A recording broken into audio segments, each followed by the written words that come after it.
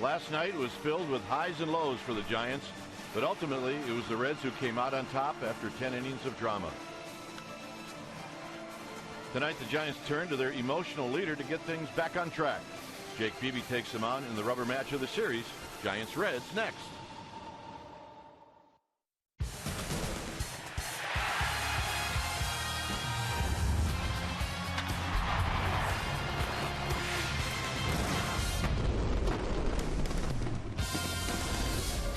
We've got another damp night for baseball here at AT&T Park as we get ready to wrap up this three-game series, Giants and Reds. Hi again, everybody. I'm Dwayne Kuiper. Alongside me is Mike Krukow. Well, the Giants know what they have to do, and that's win, and win as many as they can the rest of the way. And it's always nice to have a guy who wears it right out there, and that's Jake Peavy. Oh, indeed, and he has been spectacular. The energy that he brings to a lineup, to a ballpark, is what you need in September. And right now they need a stop job, and he's just the guy to do it. And the way it has been with Peavy is the bigger the game, the better he has been. They expect him to pitch well tonight. All right, Jake Peavy on the hill. Giants look to take the series and then move on to an off day. Stay tuned. We'll take you to our Comcast Sportsnet studios for an update, and we'll do that right after this.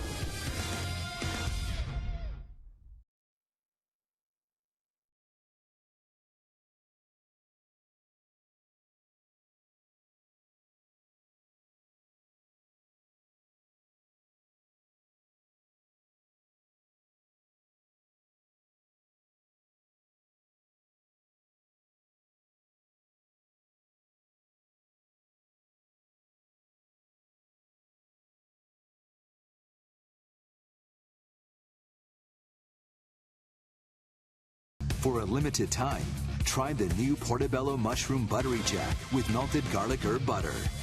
And by Toyota, the full-line automaker with the longest-lasting vehicles in America. Toyota, let's go places. We've got a misty night at AT&T Park as the Giants get ready for the series finale with the Reds. They came up short last night after an extra inning battle. They're looking for a little rubber match retribution this evening. Welcome back to the broadcast. I'm Amy Gutierrez. Jake Peavy on the hill for the Giants this evening. If he has an outing tonight like his last, the Giants are in very good hands when for the first time he was able to defeat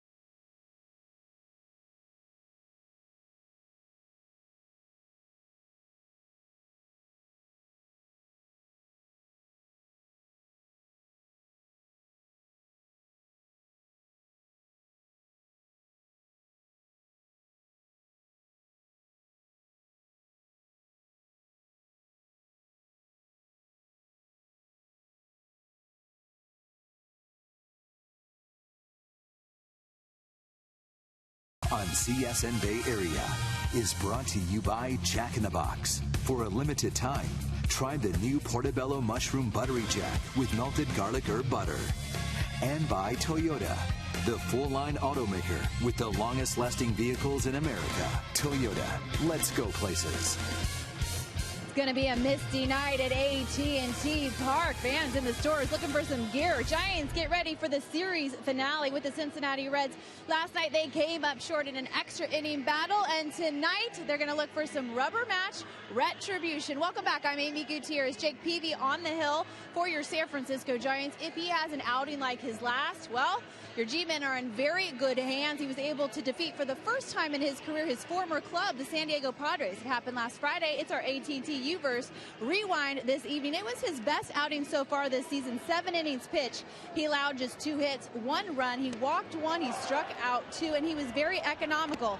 Just used 79 pitches over 7 innings. Tonight he's going to look to recapture that form, get the Giants back in the win column. Hey, he might help himself out with the bat as well. And as Kruk and Kite like to say, ownage is ownage. Jake Peavy undefeated against the Cincinnati Reds. He is 6-0 in 11 starts against Cincy.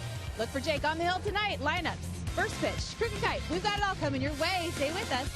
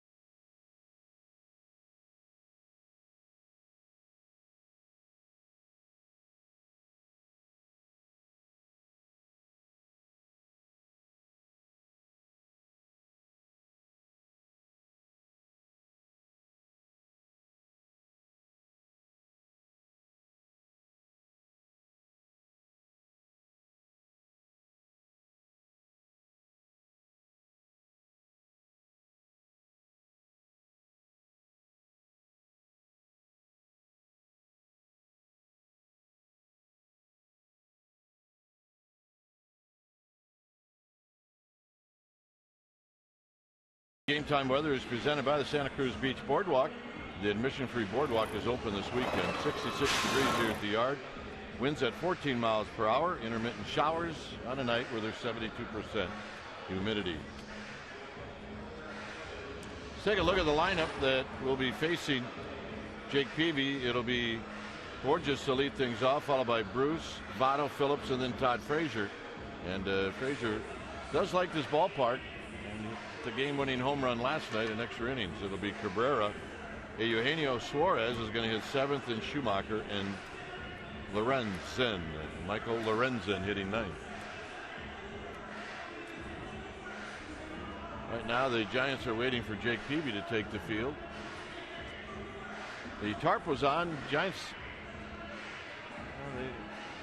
had maybe half of their batting practice wiped out due to some heavy drizzle. I do think the Reds got a few swings in too, but we're ready for baseball. It was great to watch the grounds crew have to break out the owner's manual to get the tarp on the field. Yeah. They don't get a lot of opportunity to put that out. But they did a fantastic job. The field looks beautiful as always. And here comes Jake Peavy.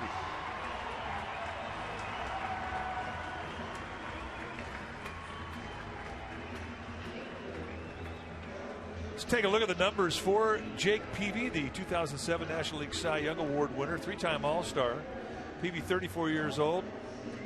And in 15 starts this year, 6-6 with a 4.15 ERA. And look at the strikeouts to walks, 3-to-1 strikeout to walk ratio. When you take your at-bats against him, you are going to see a low 3/4 release on the fastball. He's got natural sink. You see a lot of fastballs that get hit on the ground. He will cut that fastball.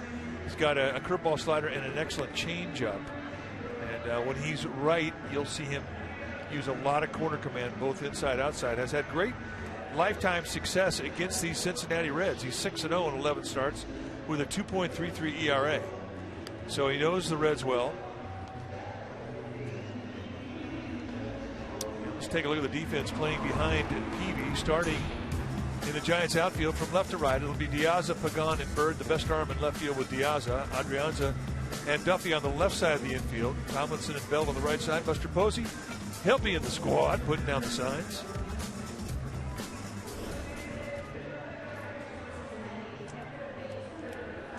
Really has turned out to be a beautiful night for baseball. Just a soft breeze going.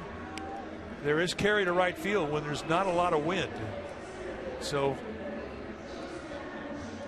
with little of the BP that we saw, we have to say that this is a pretty good night to hit. Ball had carry early in the day. Spanish audio for this game is available through your SAP button, presented by Jack Daniels.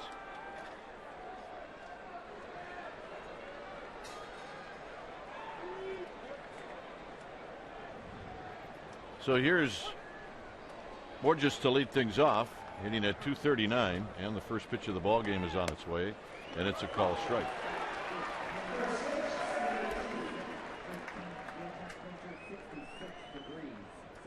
So we get started right on time. And a swing and a bouncing ball to Tomlinson, and that's how this game gets started on a 4-3 putout, and that'll bring up Jay Bruce.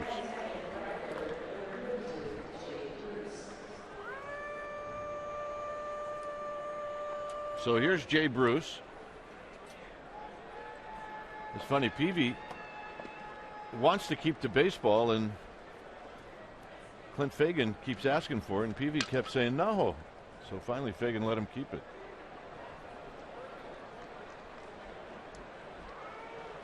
Bruce takes a strike.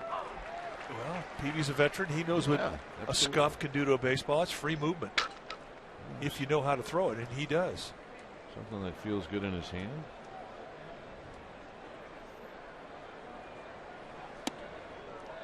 Bruce hitting at 232. He's 2 for 8 in his career against Jake Peavy.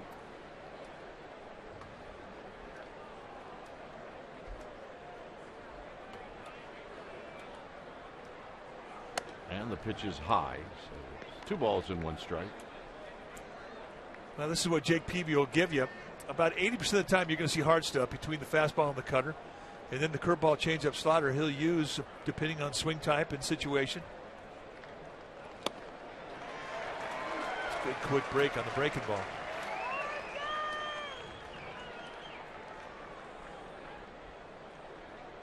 On deck is Joey Votto. Giants won on Monday 5-3. Reds 1-10 last night 9-8. Swing and a miss. Bruce strikes out. 2 down here in the first.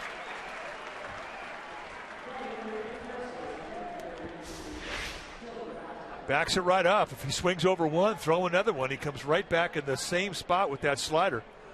Nice hard little snap at the end to get the swing through. So here's Votto. Votto hitting .311. He's got 27 home runs. He's got 73 driven in.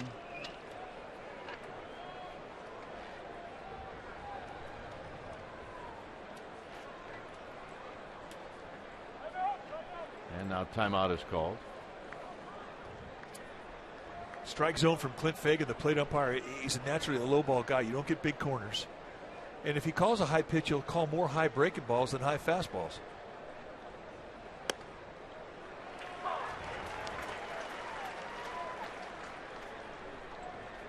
One and one to Votto.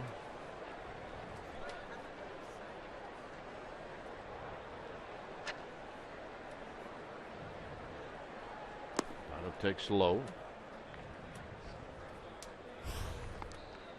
See, Joey Votto leads the league in walks. He's got 131. And that many walks. Look at the on base percentage, 459. That's second in the league.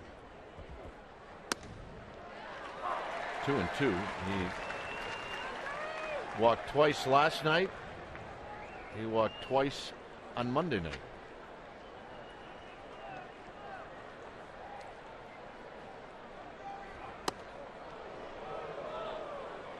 Tried to front door him right above the belt.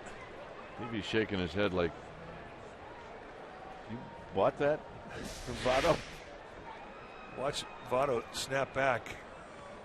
Now, by definition, rule book wise, that's probably a strike. Probably. I don't know many umpires that call it, but. Got him, and that'll end the inning. Pagan to lead things off.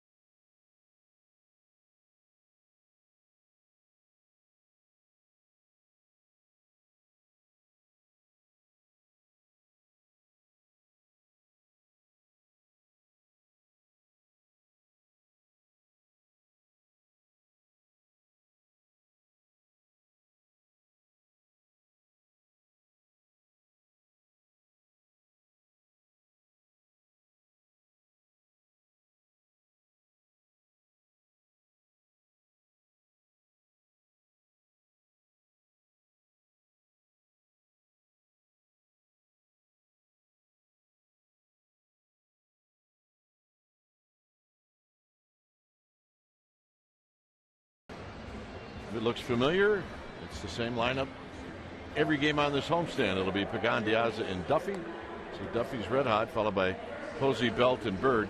Tomlinson is going to hit 7th, Adrianza 8th, and Peavy 9th. On the hill tonight for the Cincinnati Reds will be Michael Lorenzen, former first-round pick out of Fullerton State.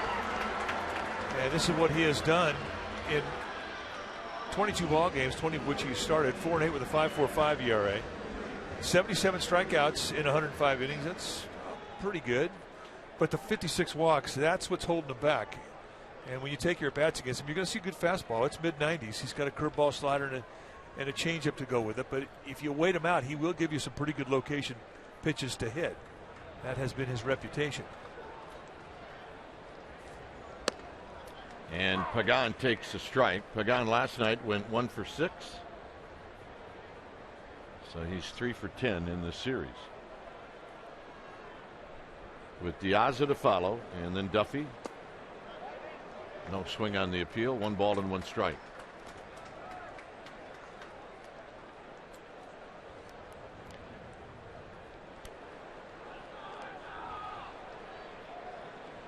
Feels like a fall night in the Midwest.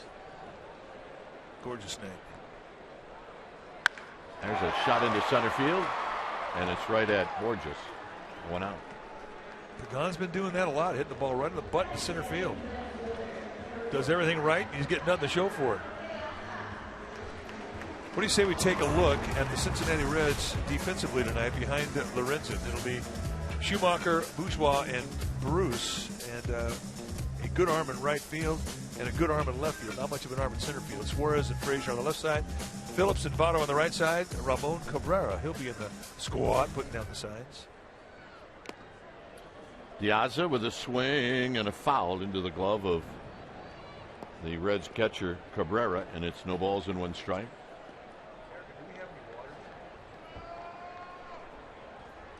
Diaz flips it into left field. He's got a base hit.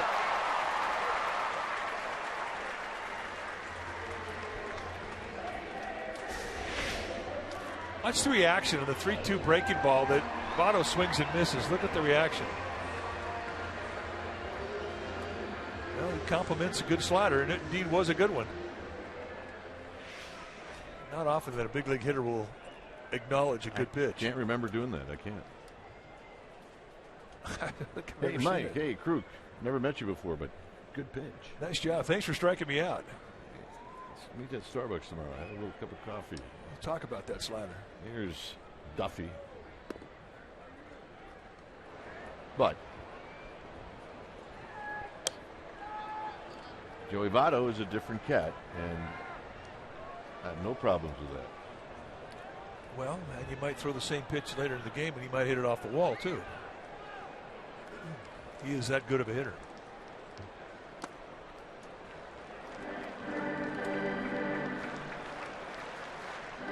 So it's 2-0 to Duffy as Clint Fagan wants some more baseballs.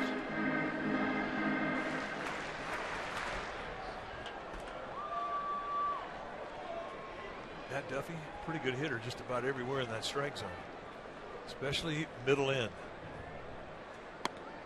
Teams don't really pitch him much middle end.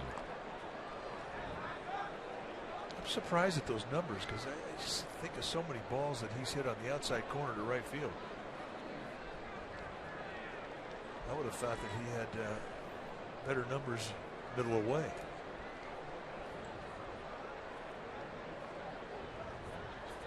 Yazoo with his lead, and there's a shot foul down the right field line into the seats.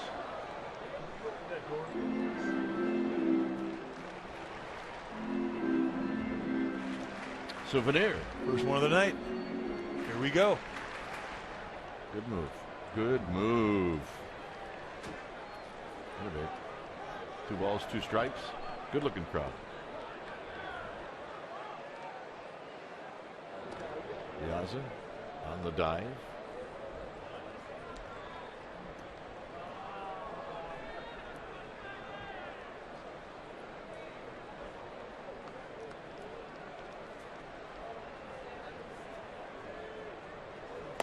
And tight, 3-2.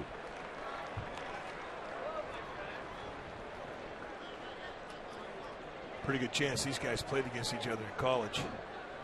As we said, Lorenzen from Fullerton State, Duffy from Long Beach State, same league. Hit on the ground. Frazier cuts it off. Diaz is on the move, and Duffy's thrown out, and now Diaz in scoring position with Buster Posey coming up.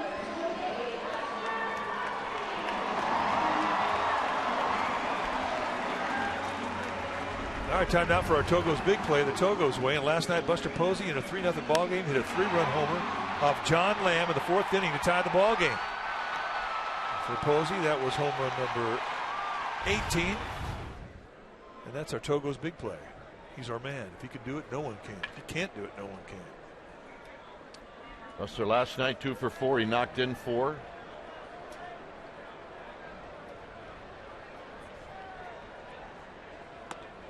And he takes a strike. Belt to follow.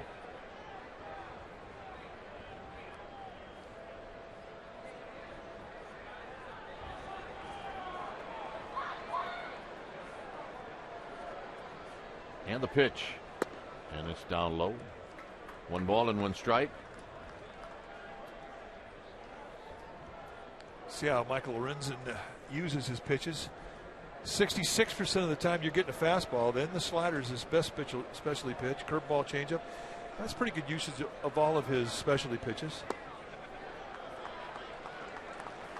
I mean, that's what a true 4-pitch guy will be able to do.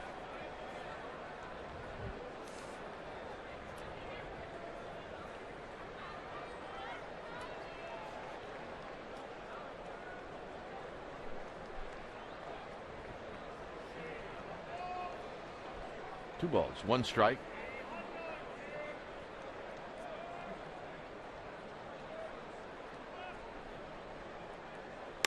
Posey with a base hit to left field. And the Giants lead 1-0. Buster Posey picks up another RBI. He's got 90. And that wasn't a hanger either. He went down and hooked a pretty good pitch. Give you an idea of how strong his hands are. It really is exemplified in this swing. Slider, knee high, outside corner, lower body not in the swing really, but the hands stay back. And watch the reach and extend. He barrels it and just throws that bat head. That's our Exmo, brought to you by your local Toyota dealer. Thing of beauty right there. Here's Belt. Belt fouls this one down the left field line and out of play.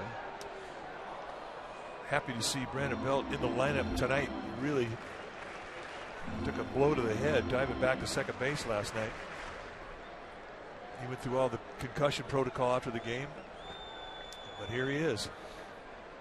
Overshift is on for Belt. And he drives him down the left field line. A long run for Schumacher, and it's foul. Well, that left the bat. I didn't think that had any chance of being foul. This is where he got dinged last night. It was going back into second. His head hits the knee of Ivan De Jesus. He was uncomfortable the rest of the night. Stars. He did not lead the game, but he was uncomfortable really the rest of the ball game.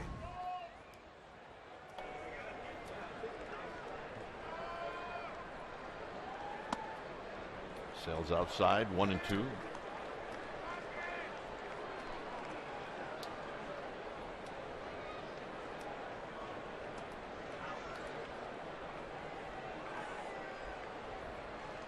Belt hits one into right center field. It's going to hang up for Bruce, and that'll end the inning.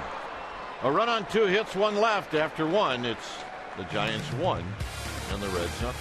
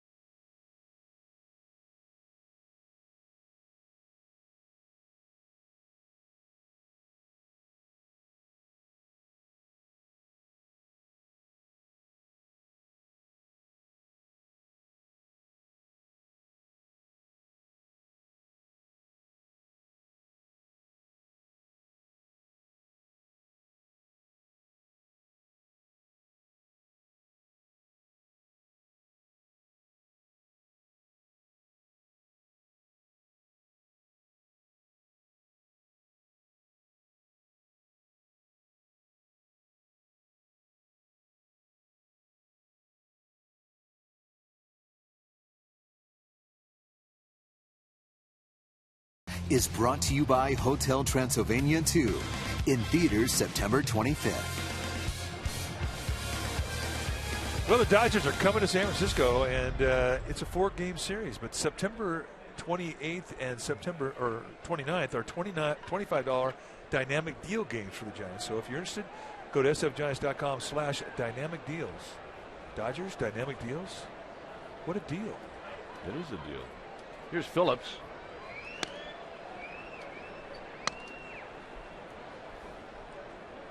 And Peavy to Phillips, and it's inside for a ball, 1-0.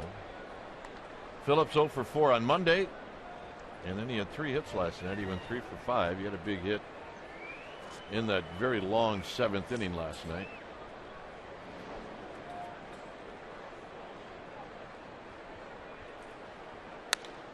And he's got one here down the right field line.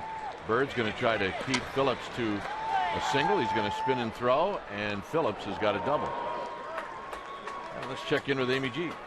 All right, gentlemen, some roster moves for the Giants today, and they have shut down Joe Panic. They placed him on the 60-day DL. The back just bothering him too much, and he's too important to this team. They need to get him ready for next season. They also have designated for assignment outfielder Daniel Carbonell. They have called up outfielder Mac Williamson and catcher Trevor Brown to help out, and needless to say, the two of them very excited to be here. Dwayne. And there's Mac Williamson in the middle. He adds to the whole San Francisco Giants. He's a big fella, and he has got power. So here's Frazier, who spoiled the party last night with a home run in the 10th. And he takes just a bit high. So that's the strike you're not going to get. Yeah, you don't get many high strikes with Fagan. His strike zone is tight. And I think it's a hitter's strike zone. You really can't earn much width on the corners with him. He's pretty strict.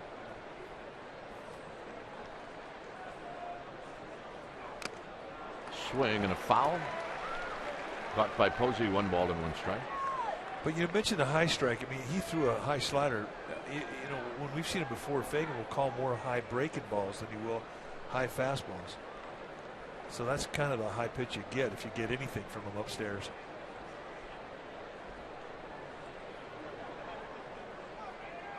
Look out. 2 balls and a strike. Just give him a good sniff of a 91-mile-an-hour fastball.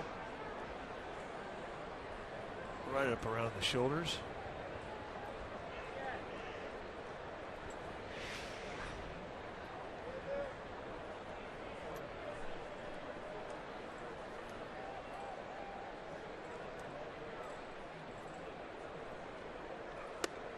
Two and two. Yeah, up and in.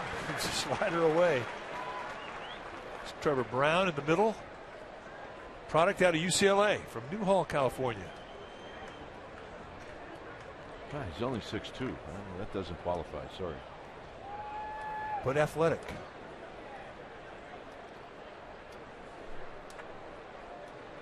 Two and two. Little pop-up that Tomlin says I got, and he does. So Frazier's retired.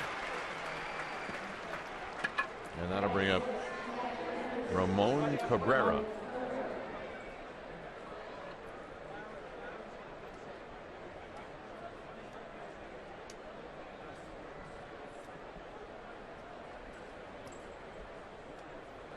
Cabrera had a big game on Monday.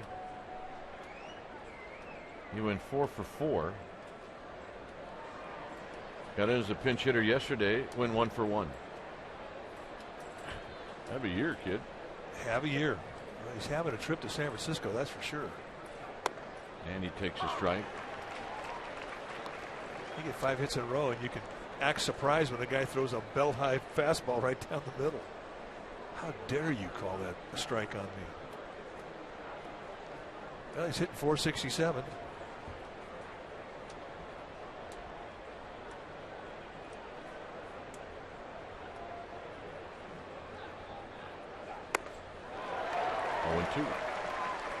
Came right back with it. And he's asking Fagan if that last one was a ball. I'd like to hear what Fagan had to say about that, because it's exactly the same pitch he called a strike the pitch before. Absolutely.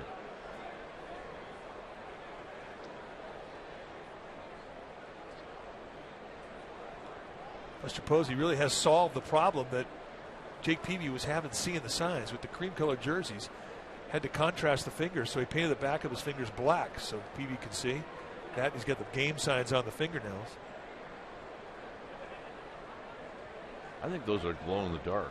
They are. Phillips bouncing around. And Peavy throws it into center field. So probably not what Peavy had in mind. Well, if he has a more accurate throw to the third base side of second base, they have a chance to get him. So this completely changes the whole at bat. It makes it a strikeout situation for Peavy. I mean, he's got an opening there. Just didn't make a good throw. I'm wondering, Mike, if let's just for the sake of conversation. So you got a grip on the curveball, right? And now you're going to throw, but I'm going to throw to second. Do you have a chance to change your grip? Yeah, absolutely you do.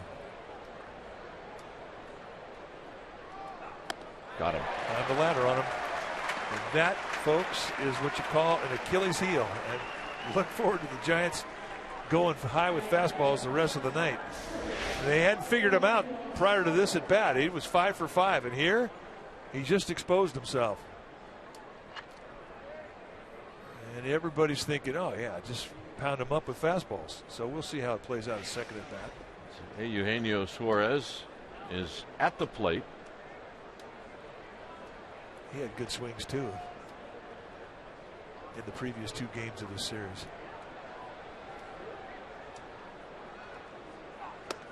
And a call strike.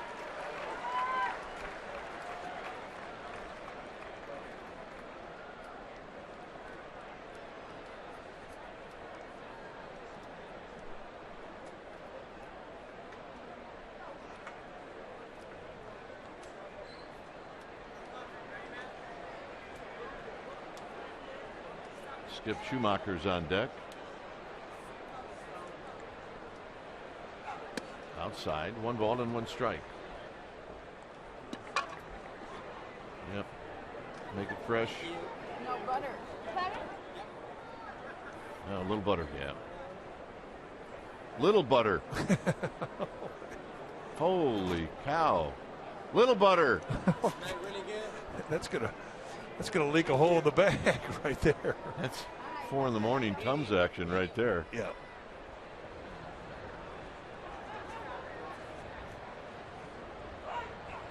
Foul back. Hey, honey, how many of these can I take?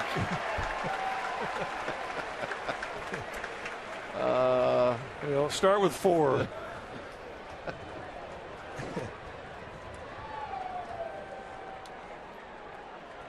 The problem was I think he handed that back and said, "Could I have a little more?" And that was he's in trouble. That was a little more. And the 1-2 is outside. 2 balls, 2 strikes. We'll reach back there, try to add to that velocity, 92. But he had a little sling there. It took him out of the strike zone.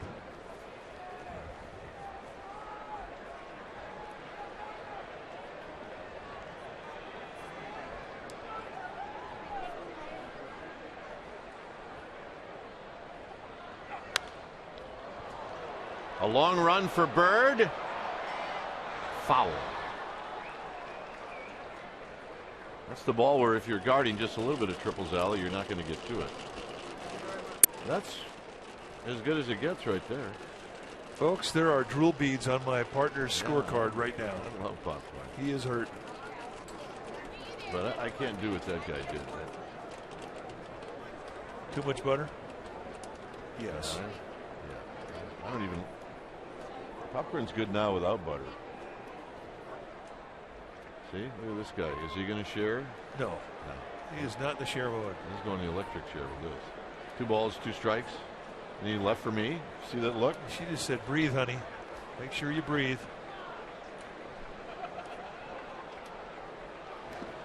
Nice block. 3-2.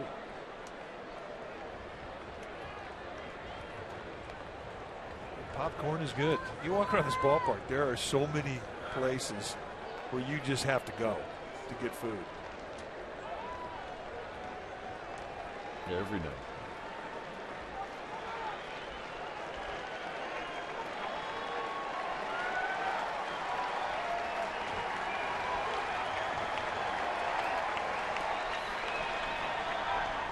Got him. 4 strikeouts for Peavy. Giants are coming up. good slider right there. Killing me.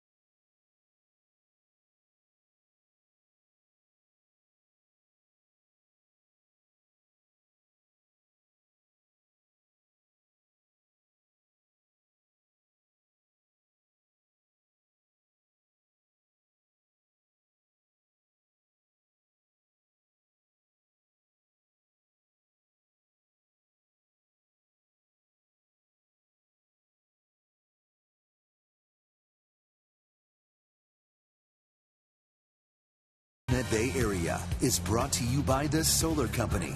Not just any solar company, the solar company. Switch to solar and save. It's a 1-0 lead for the Giants. You see the Giants dugout store.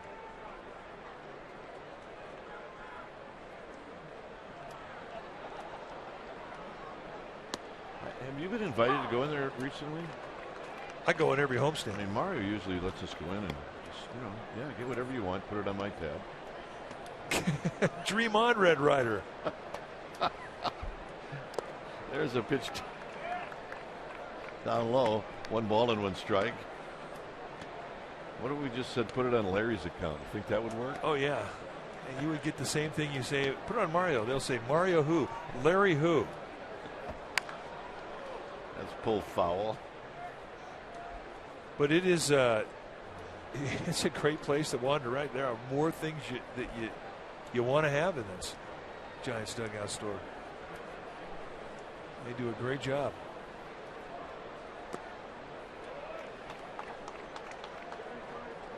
Oh yeah, chopsticks, they just slow you down. Some people.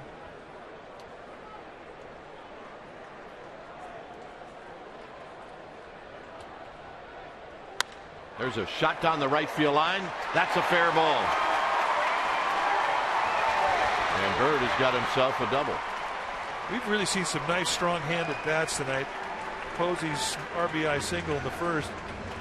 And Marlon Bird just taking a good pitch. And this is a high-velocity fastball on the outside corner. And he just drops the head of the bat on it and goes right with the location. Just strong hands. Really lets that ball travel and get deep into him. That is a thing of beauty, and there's not a hit instructor on the planet watching this that doesn't appreciate that effort. That's what it's all about.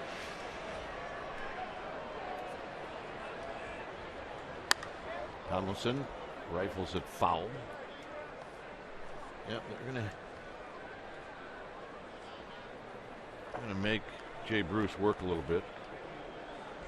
Well, Ingrid Baxter is our ball babe tonight on the first base line, and I mean, she has the right to go down there if she wants to. Or the right not to, is that what you're saying? Yeah, she makes that decision. Just outside. Ingrid is no rookie. She has done this before. Bob Nealis on the third base side tonight. There's Ingrid. Making friends, having fun.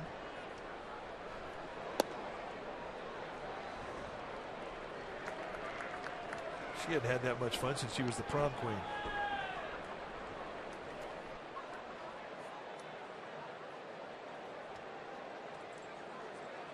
2 balls and 1 strike. Foul down the right field line and out of play. Adrianza to follow. You see this guy's chopsticks, Mike. It reminds me when our son Cole was told not to eat Cheetos while he's on the computer. Yeah. Use chopsticks. Smart. There's a high chopper, and Phillips on the bare hand is going to throw out Tomlinson. Well, that's respect from Phillips. Respect that Tomlinson's got enough speed where he doesn't think he can make the play while he makes an exchange. But there is risk involved. Watches it right into the hand, not a problem. He absolutely puts it in the sweet spot of his hand. Well, we've seen Phillips do this before, and that's fine. But he didn't have to do that.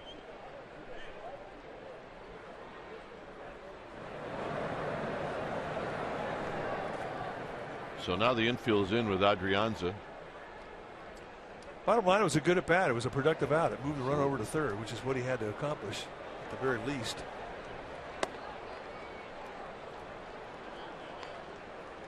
Adrianza hitting at 168.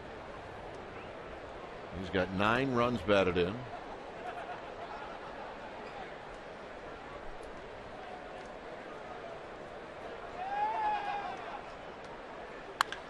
And fair ball. Adrianza might be able to run for a while. He is going to put on the brakes.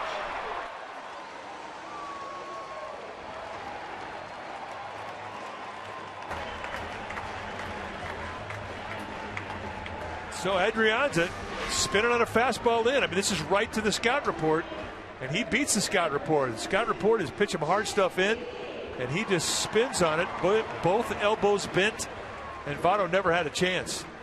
They gave Adrianza the line, and he took it.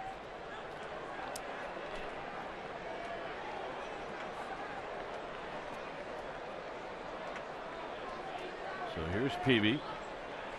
Peavy's been hitting a lot lately. A lot of base hits. Yeah, a lot of base hits to right field, too. And he takes a strike. And Lorenzo, knowing that, starts him off with a breaking ball. You know, it's pretty hard to take the extra base against Jay Bruce and Brandon Phillips. I mean, those are 2 good arms. You're talking about right fielder to a second baseman. They got lots of arm strength between the 2 of them.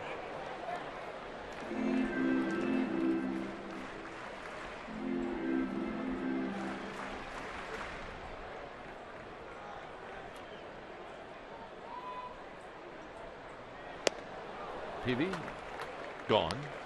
First strikeout for Lorenzen. And here's Pagan.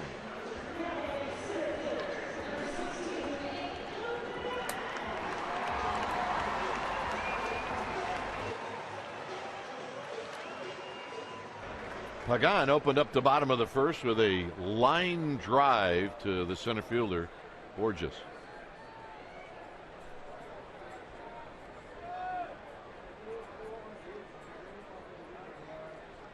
Here he takes low.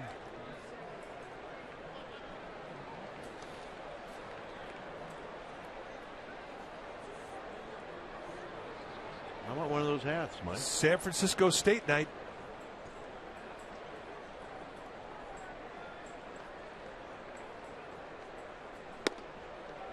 $2-0. Yeah, we need to call somebody. Tom McDonald. He'll know where to go. Tom, we need to get San Francisco State, USF, Cal, and Stanford. Let's go.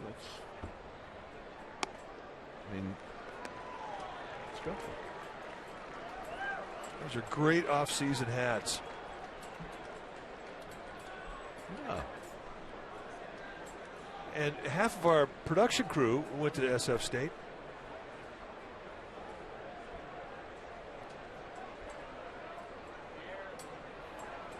You know what, though, Mike? I've never seen 1 degree. Have you? But they had a perfect attendance record. Yeah, I mean, so they told you that they graduated from SF. Well, no, they just said they went there. So Pagan takes the walk. But they're all good Gators, and they know the fight song. Oh, to me, that's like graduating. If you know the fight song, you're there. Marty go there? There's Marty Cohen. Big party guy, Marty at SF State. Big party hard Marty. Yep. Here's Diaza. They had a great slug in there. If you want to party with Marty. He's got that tattooed on his chest. No balls in 1 strike. Giants a run here in the second, looking for more. No swing. So Andy Fletcher getting lots of requests down that third baseline tonight. Andy thought he was going to have the night off. Turns out he's been busier tonight than he was last night. Out of play. Diaza with a really nice at bat in the first inning.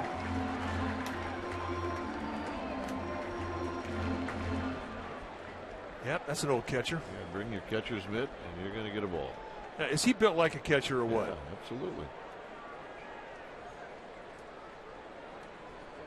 It's a good target.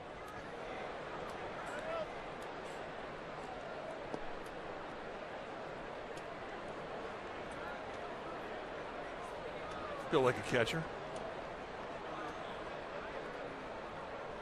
Is he Ramon Cabrera do his fingers too? Look like it.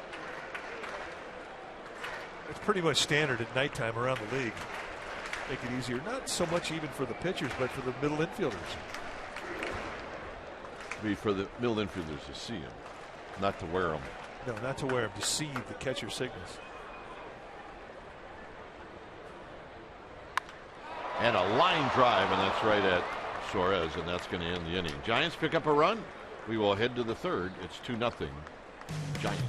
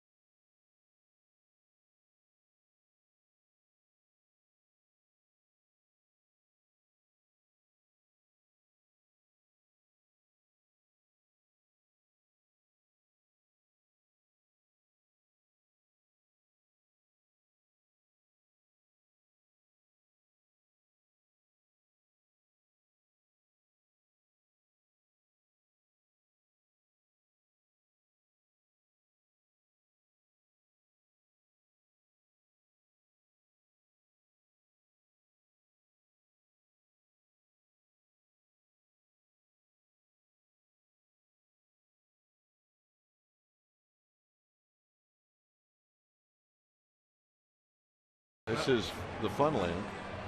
Yep. Easy.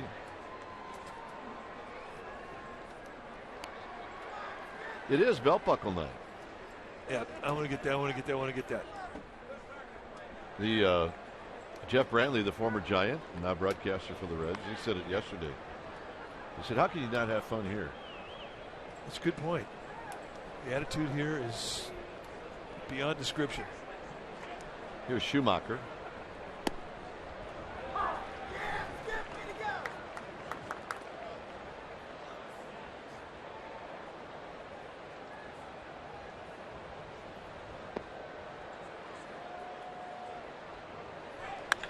And a drive to right. Bird's coming in, and he makes a basket boiler catch.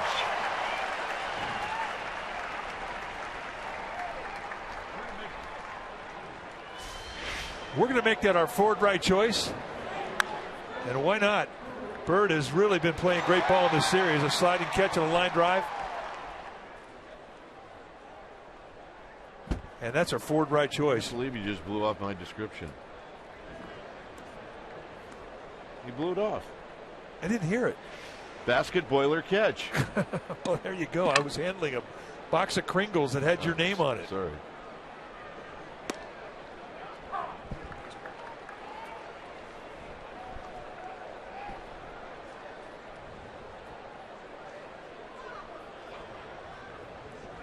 So here's Lorenzen. And Lorenzen takes a strike.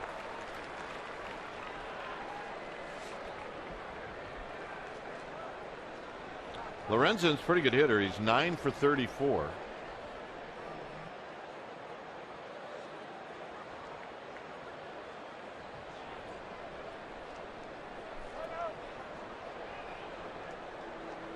So Lorenzen steps out. Jason Borges is on deck. 2-0 Giants. Swing and a miss. He got him. That's 5 strikeouts, all by swing and miss strike threes, and the majority of those strike threes have been sliders. 5 strikeout, 5 guys, first time through the lineup. Your stuff is good, and it has been for Peavy. Now we'll watch the Reds as to what type of adjustments they make now the second time through, and they're a good team in that regard. Smart hitters. First pitch is high to Borges.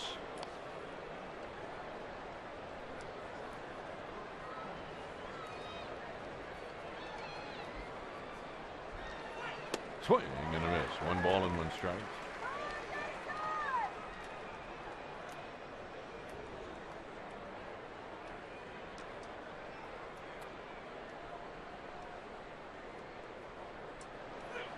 Down low. I mean, since the very first pitch of this game, Peavy's slider has just been explosive, and it's really been that way in his last 6 starts.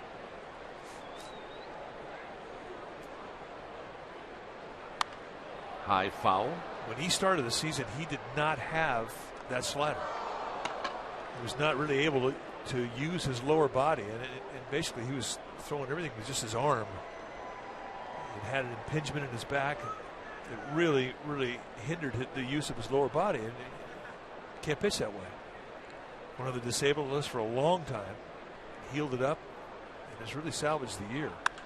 Line drive, center field, and Pagan's going to dive, and it gets by him. And Borges can run. He hits the bag at second, and he's going to slow down and jog into third. So Pagan, with 2 outs, not a bad play. Well, and you know what? That's when you know you've played a while with a guy in the outfield with you. You know that if you dive and if it gets by you, he's going to be there to pick it up. And there was Marlon Byrd back in the play up, and that's the only reason that Bourgeois was not allowed to try and circle the bases. But you're right, 2 outs, not a bad time to do it.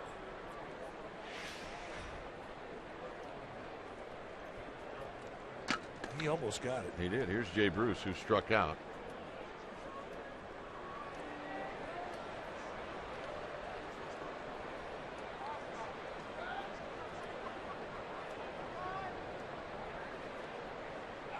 Swinging a tapper foul.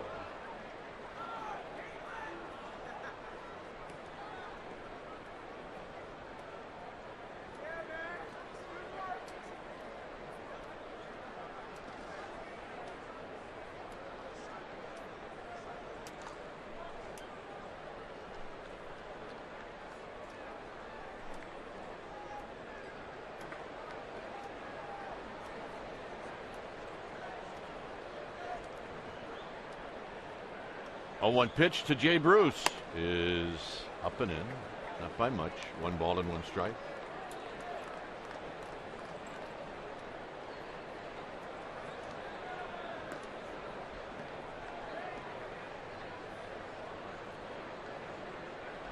On deck is Joey Votto, 2 outs, and Borges at third.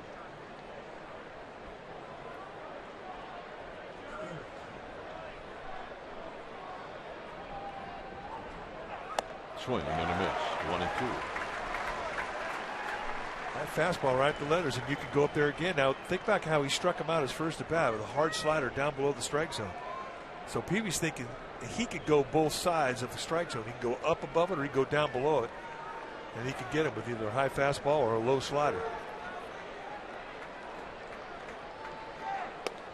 Got him. And that'll end the inning. Nice pitching by Peavy, who has 6 strikeouts. Giants are coming up.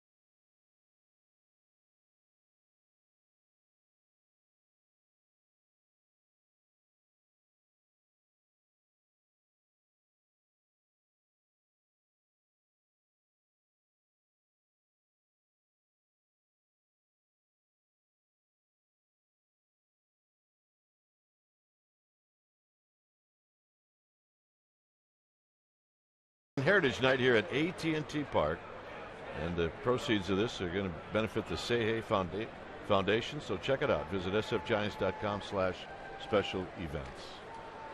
Here's Duffy. Duffy on the ground to third, where Frazier is going to eat it up and throw him out. 1 pitch, 1 out.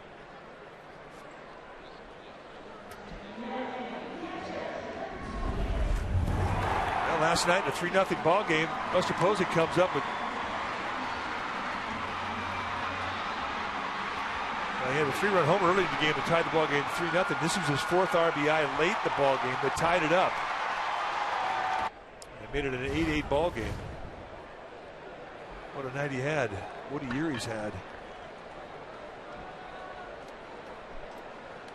So Buster takes down low. He knocked in the Giants' first run with a base hit in the first inning.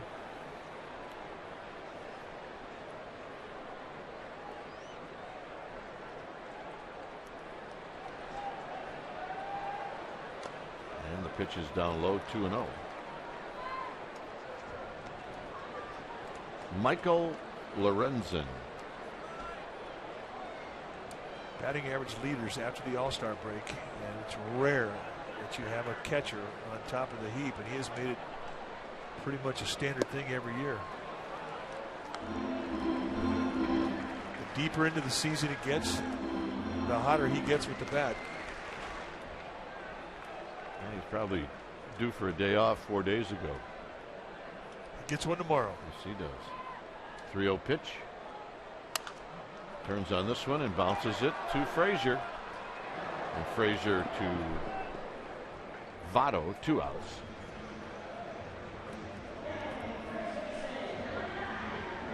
John Miller will be in for innings 4, 5, and 6. I'll head over to the KNBR side. Dave Fleming is out. Dave will be back on Saturday. The kid's constantly working.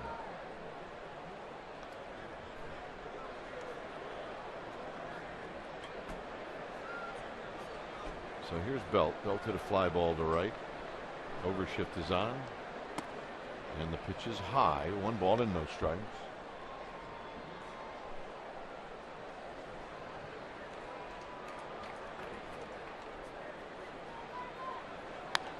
strikeout right over Marlon Byrd. You ever have any thoughts of, are you in a bit of danger in the on-deck circle? There's a good example of, yeah, you are. You got to be careful. Close. And Belt with a base hit. So he puts on the brakes. Well, Skip Schumacher has an outstanding arm, not only a strong arm, but a very accurate arm. But if you're Belt, I mean, you want to make him make a hard throw. That's your goal. If you're the runner and you're rounding first base and a ball hit the left field, you want to make that left fielder make a hard throw. Force him to make that throw, and you never know. You might get an errant throw, you might get that base for free. This is how you do it. Plus, if that's the perfect ball right there, where you're at a straight line to where that outfielder is, and you can see if that throw is going to be way off line, then you keep going.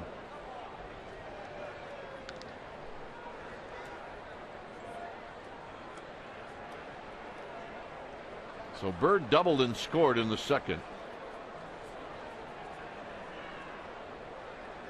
And he drives one into right field. Bruce on the move. Still on the move. He can't get it. Off of archway number 7. Belt is going to score. Bird to third with a triple.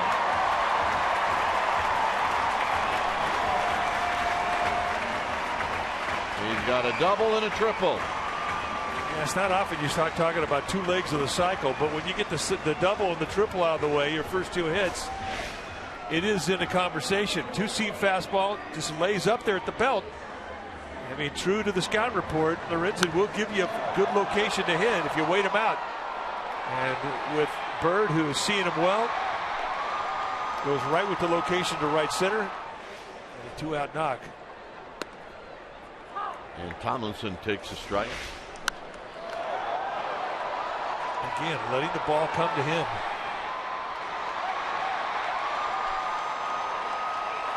And Belt jogging in. That's how far that ball is hit.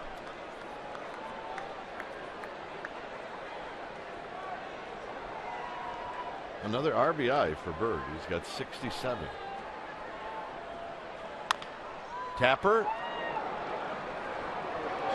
And Suarez throws him out, and that'll end the inning. So John Miller will be in. I'll see you back here in the 7th.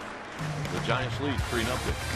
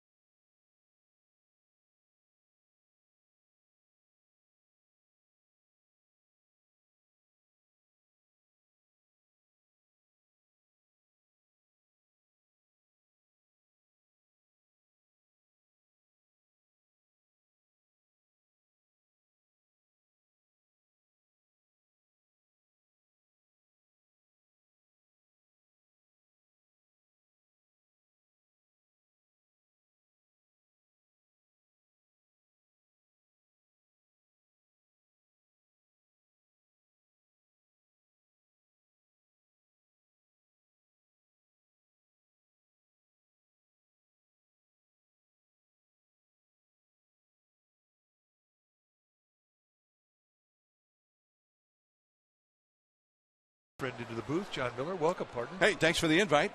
Where's Kipe? Well, he just left. You just missed him. Oh, man. Seems like every time I come over here, he's just left. Well, the Giants are off to a good start in this one. Jake Peavy looks great, and Marlon Byrd continues to deliver for the Giants. Yeah, 6 strikeouts and 11 hitters for Jake Peavy. His slider has just been outstanding tonight. Joey Votto, the big hitters are coming up here for the Reds. Starting with Votto, then Brandon Phillips on deck.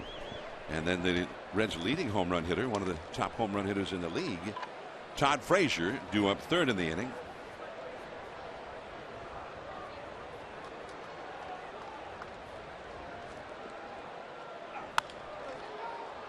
Center field, and there is Pagan. Hard to keep Votto off the bases. He has reached base nearly 50% of the time this year with either a hit or a walk or whatever. So he's 0 for 2 in this one. Yeah, you're right. I mean, leading the league in walks is part of it, but he's an outstanding hitter, and he's really been hot since the second half started. Now Brandon Phillips, and Phillips, who last night had a 3-hit game, and he has had a double already in this game.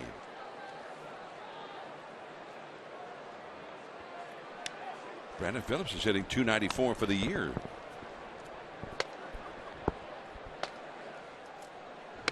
"3-0 Giants in the 4th. That's called a strike. You know, the other thing too about the Reds, they play in Great American Ballpark in Cincinnati. It's a very, very offensive ballpark. And because of that, they know that they can score in any inning, and they're a team that can put a quick, crooked number up on you. They can put a 3-spot or a 4-spot or even more. And that type of philosophy really doesn't go away when they go on the road, no matter what the environment is. That confidence that they can score a lot in one given inning, it stays with them. You really have to really just keep adding on as an offense, and you really have to stay on your game as a pitcher. 1 ball, 1 strike. Well, we saw it last night. Reds jumped ahead with some early runs against Heston, 3 in the first, and then he settled in, and then all of a sudden the 5-run 7th inning. Giants battled back from 2 different 3-run deficits last night. 1-2 is Phillips. He is a free swinger. He doesn't often walk. 1 ball and 2 strikes. And there's Colin Ballister up in the Cincinnati bullpen.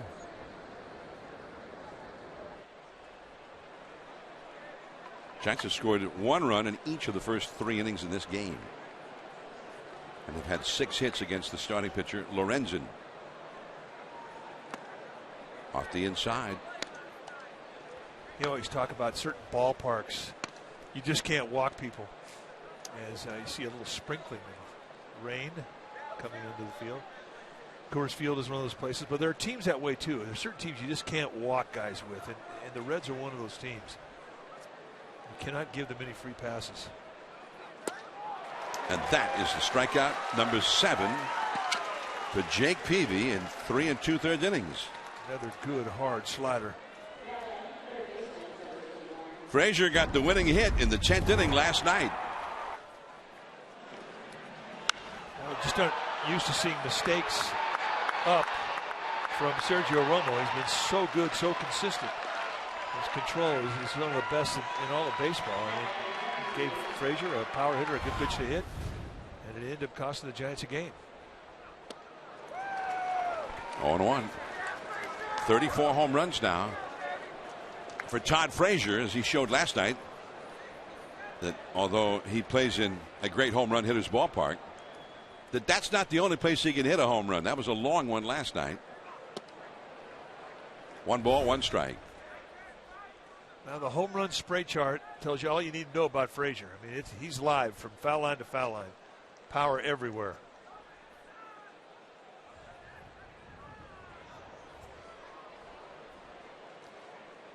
One ball, 1 strike to Frazier. And 2-1. Frazier, 34 home runs. Bryce Harper hit number 40 today. Nolan Arenado had the winning home run in LA in the 16th inning in the wee small hours of the morning for last night's victory. Arenado 39. Gonzalez of the Rockies 37. Then Frazier. So he is 4th in the league for home runs. 3-1 the count to him.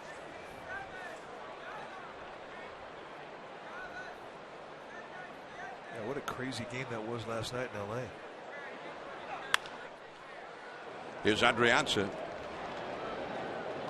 The inning is over. A 3-up, 3-down inning for Jake Peavy. 3-0 Giants. Adrianza, then Peavy coming up.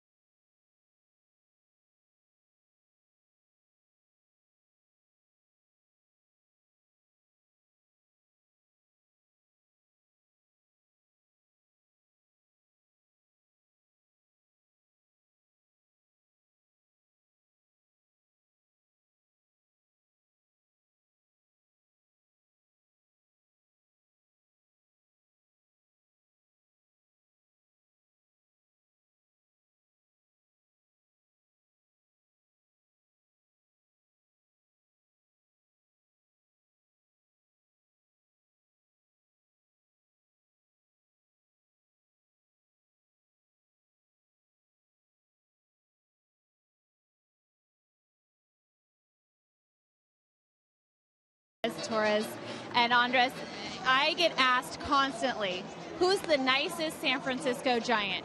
And it is a toss-up between you and Mike Krukow, but we all agree it's you. I never watched anybody play the game with more passion. How much did you love playing baseball here? I love this play. I mean, it's an honor to be back, and I have no words. I fall in love with the city, with the fans, with the team, with everybody. So you guys always treat me with a lot of love, so I respect that, and I'm happy to be back here.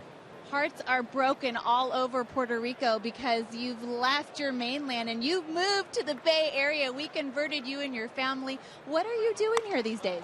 I just right now I have an investment company, and I invest in apparel and food, things that I like. I believe that, if I cannot wear it, I'm not going to use it. So I like clothing, and I try to. That's what I really like, and I'm very excited about this opportunity. I come to San Francisco because I know there's a lot of opportunities here, and I'm excited and happy to be doing my thing. Bruce Bochy said yesterday you're going to be around the park a little bit more. So are you going to have a role with the team, and how much do you enjoy being around the club? I would love to. I love the players, organization. Someday I have the opportunity. I would love to do something with them. It's an honor for me. It's always great to see you. Andres Torres, nice to see San Francisco Giant. John and Mike. All right, thanks, Amy. And it is always fun to see Andres Torres, and it's hard to see him and not think of 2010 when he was such a key member of that World Series winning team. That was the first year I ever heard of those statistics that they keep on what they call range factors for outfielders. Peavy bounces a foul, 1 out, nobody on.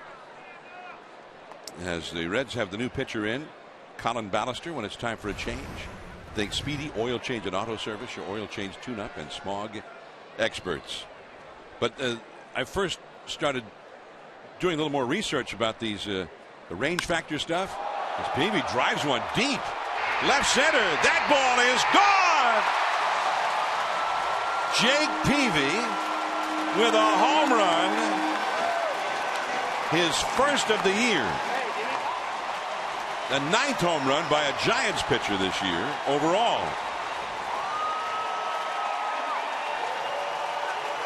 Wow.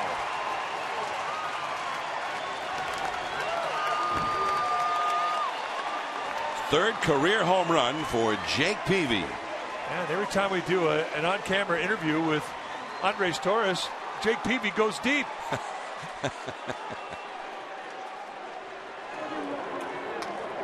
So we must have done one probably back in 2006. There's a curveball for ball one to Pagan. That was the last time that Peavy hit a home run at Dodger Stadium 9 years ago. And that was no cheapie either.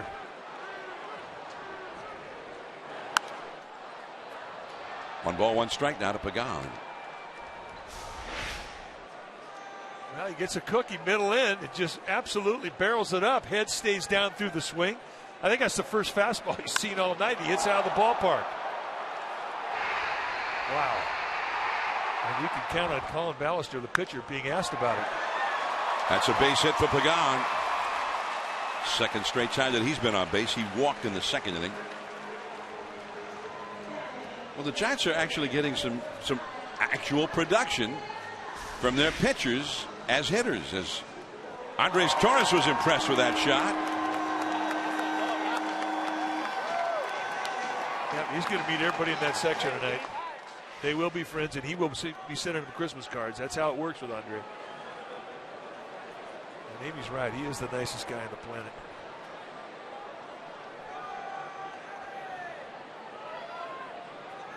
Ballister's got good stuff. I mean, he's got a loaded mid-90s fastball. You've seen the big curveball. He's also got a changeup. The Reds acquired him in mid-June from the Pittsburgh Pirates.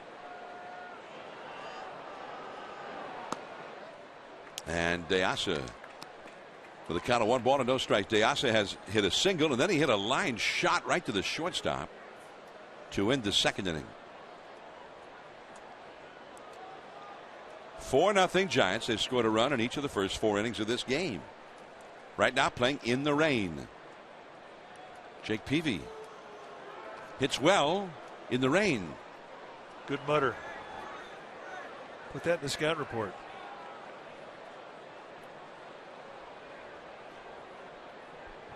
So Jake Peavy, he had that 2-double game on the last road trip. And it's 1-1. And I think that was the first time he'd ever had 2 doubles in a game.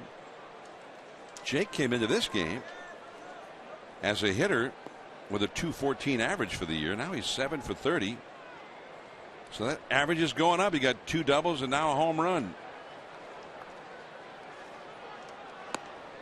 And the changeup. It's 1-2 to De Asa. That's 2 swing through strikes on the changeup. De Asa not picking it up.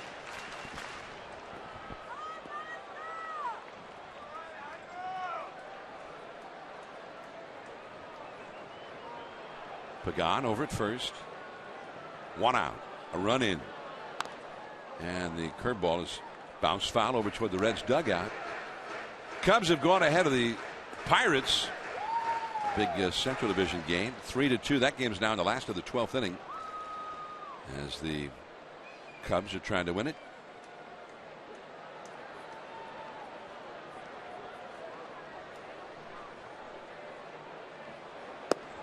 And a check swing by De Asa. That one is low. Well, they've been softballing Diaz a lot of slow stuff. Change-ups, curveballs. That fastball, I think, was just a show pitch. And it does set up an off-speed pitch. I think that's what you're going to see here. Pagan back to the bag at first. Giants got 1 in the first, 1 in the second, 1 in the third, and 1 so far here in the fourth on Jake Peavy's home run.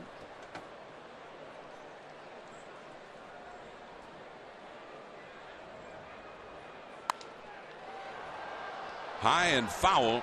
A long run for Frazier, and he can't quite get to it. Great effort. There, look, see, I got it.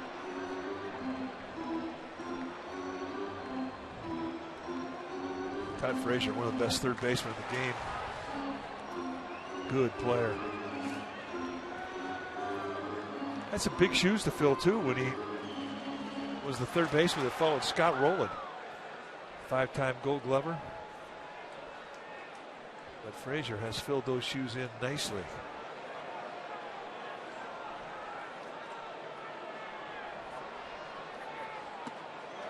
Now it's 3-2 to De Asa. Yeah, Scott Rowland, he was one of the best third basemen in the league for a long time. Long time. Hit for power, as you say, Gold Glove caliber, defense. Frazier came along right about the time that Ronan was ending his career. There goes Pagan. And that's a walk for DeAsa.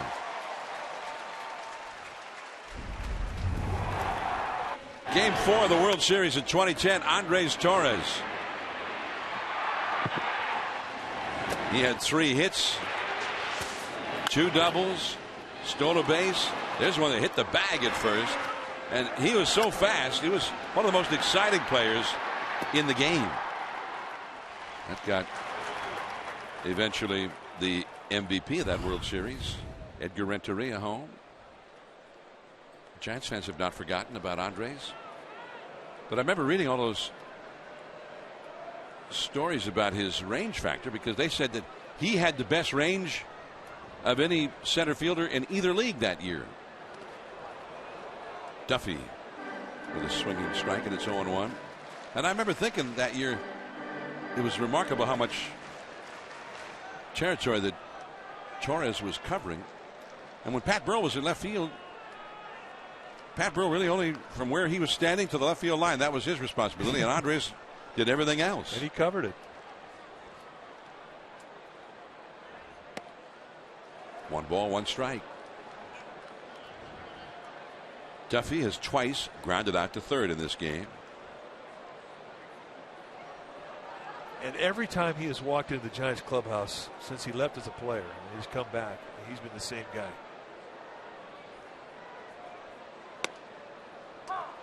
Strike 2 called. 1 ball, 2 strikes. Just full of life, humble, absolutely loves the game to the core.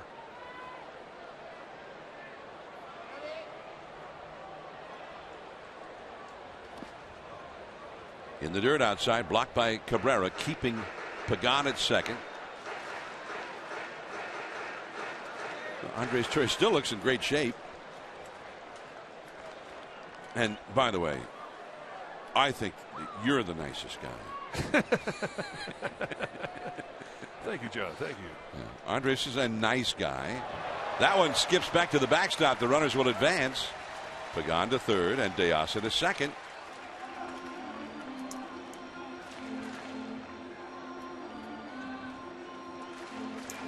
Andres Torres, back in 2010 after the Giants won the World Series, celebrated his wife's birthday with all of his teammates and us and about 1 million Giants fans in the victory parade back in 2010. Well, a birthday party just for her. That's what he told her. Sweetheart, I invited a few people. Did he swing? Yes. They're going to have to throw him out, and they do. So that is out number 2 in the inning. Now that's going to take the bat probably out of the hands of Buster Posey.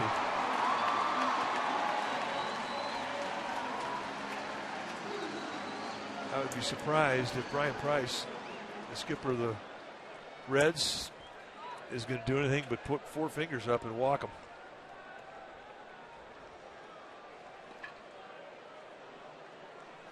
Runners at second and third. And 2 down. Wow.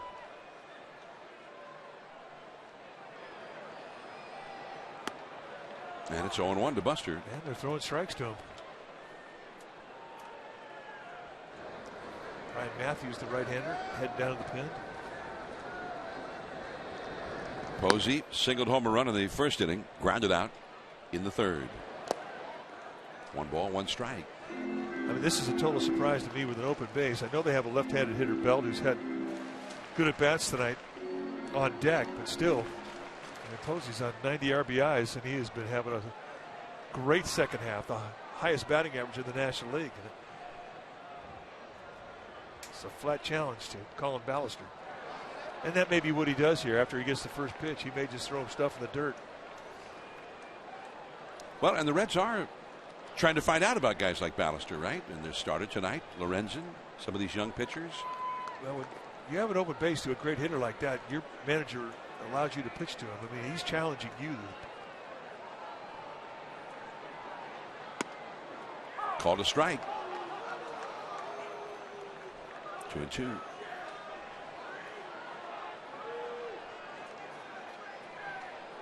Base hit can mean 2 runs. Pagan at third. De Asa at second. And after the curveball, a fastball foul down the right field line. On the rebound. Look at that. She had it played perfectly. Had it, babe. When you least expect it, you're selected. Star upon our show. Smile. You're on Giants camera. Something like that. Did you just make that up yourself? And he strikes out Buster Posey. The Battles just scored a few points with his manager right there. But Jake Peavy went bye-bye, baby, as Russ Hodges used to say, for the first time in 9 years. 4-0 Giants.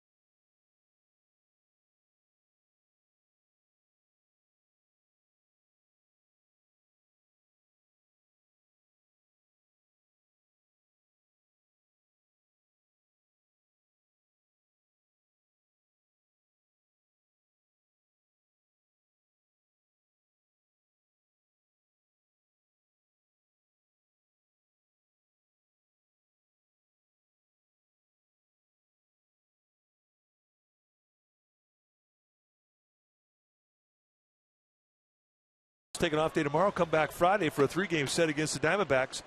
And right-hander Ruby De La Rosa will be on the hill for Arizona, taking on Madison Bumgarner. Both pitchers with 29 starts, both having good seasons. The difference, Bumgarner's ERA in the 2s, De La Rosa's in the 4s. And it will figure to be all about pitching Friday night. That's our Chevron pitching matchup. There's ball 1 to Ramon Cabrera, the Cincinnati catcher, and Jake Peavy, the first Giants pitcher to get Cabrera out in this series, and he struck him out in the 2nd inning. Switch hitter. That's in there for a called strike.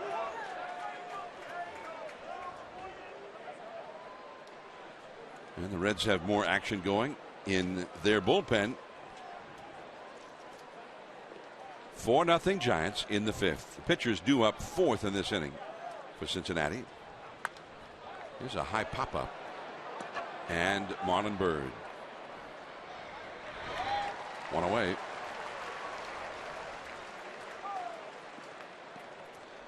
Well, look who's here tonight. The former Giants left-hander, Noah Lowry. 40 and 31 lifetime. Really one of our favorite Giants. I mean, he was as competitive as any left-hander that the Giants have had. Really had a career cut short because of an injury.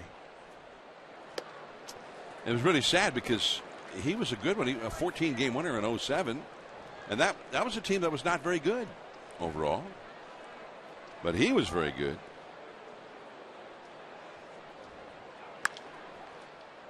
Adrianza. And Suarez is thrown out as Belt pulls out the low throw. He had a very kind of a rare malady too, that the trainers were all scrambling because it was a very rare kind of a problem for baseball players. And I remember the Giants trainer at that time was calling other medical people trying to get a handle on it. What do you do for this? Turned out there really wasn't much you could do for it. So his career did end prematurely. Noah Lowry. And I remember he was from Southern California, and some of his best games were pitched at Dodger Stadium. Yeah, he went to Pepperdine University, and he was on the same staff at Pepperdine with Danny Herron, teammates. But Lowry sitting there with Larry Bear. Really good fastball changeup combination. His changeup was as good as we'd seen. And you're right. I mean, he ate the Dodgers up. Well, it's great to see him. And back in 2007, I think we all would have anticipated he'd still be pitching and winning games right now for the Giants. 34 years old, Noah Lowry. As you mentioned there with Larry Bear, he and his wife Pam celebrated their 25th anniversary yesterday. So happy anniversary, Lars, Pam. It's shot foul. Hits the facing of the Giants dugout roof and ricochets out into left field. Right on one of those sfgiants.com signs there. Skip Schumacher lined out to right his first time, and Marlon Byrd turned it into a sensational play, a sliding catch. 4-0 Giants. And back out of play again. 2 down, nobody on here in the 5th inning. The pitcher's spot is due up next. And Brennan Bosch, a left-handed hitter, is in the on-deck circle area. There he is. Back up the middle and through. That's a base hit. Only the 3rd hit of the game for the Reds. In the first single, they had a double and a triple earlier. And it will get Bosch to the plate. Left-handed hitter who has some power. Although Bosch has not done much hitting for the Reds so far this year. Bosch with a 123 batting average, 9 hits, 73 at bats, no home runs, 2 hits in 19 at bats as a pinch hitter.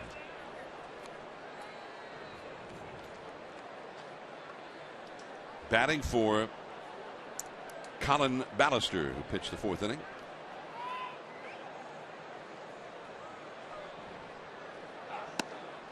Jake Peavy hit a home run against Ballister, and according to the StatCast on the MLB At Bat app, Jake's home run was 393 feet, and he hit it. It left the bat at 97 miles an hour.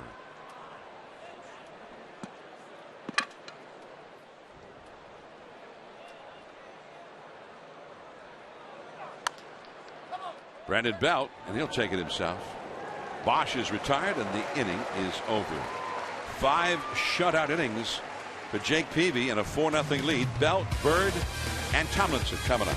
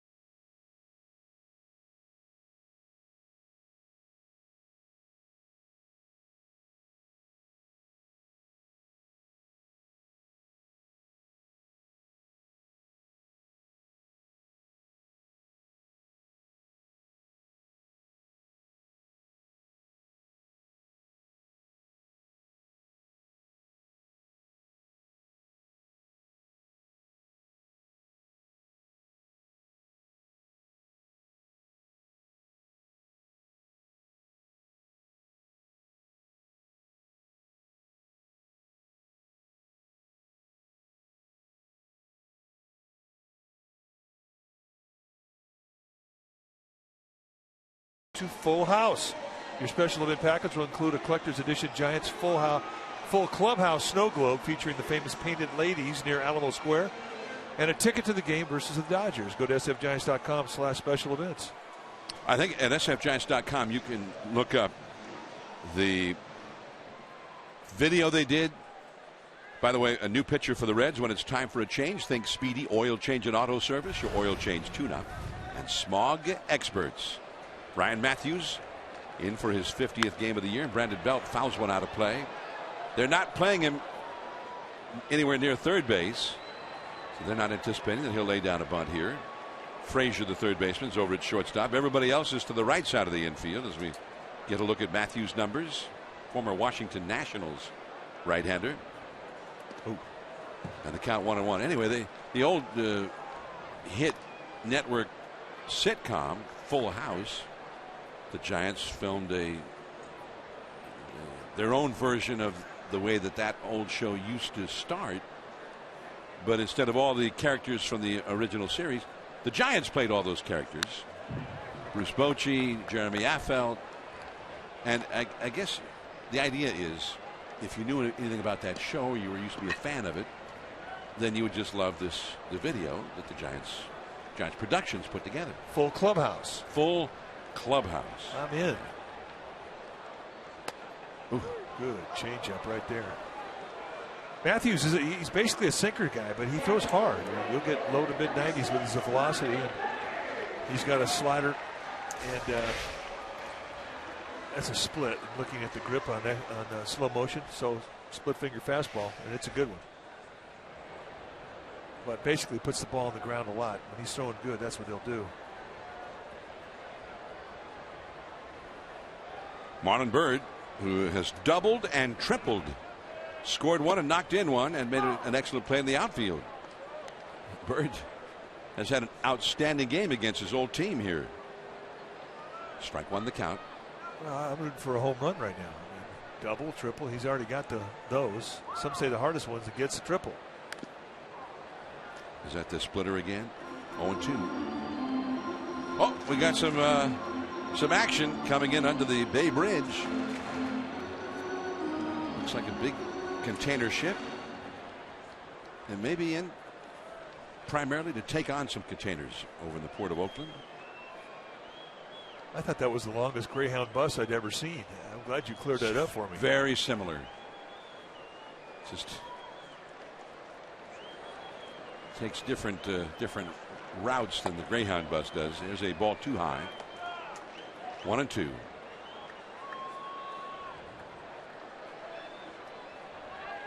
When you see it's a big one when you see that much room for crew quarters and the captain's quarters and whatnot beneath the bridge.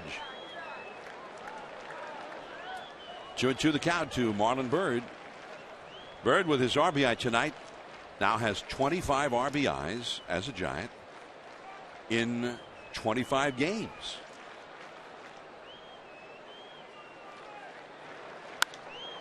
Along the right field line, and that will go back into the crowd. 2-2. I don't know that the Giants fully realized how well Marlon Byrd could play the outfield when they got him. I think they looked at him as a guy who hit some home runs and drive in some runs and give them a reasonable facsimile of Hunter Pence, but he's done everything well. Yeah, he's been a good player indeed, and he wants to stay here. I think that'd be okay with Giants fans. Out of play. Hitting over 300 as a Giant in those 25 games. Byrd 30 hits in 96 at bats.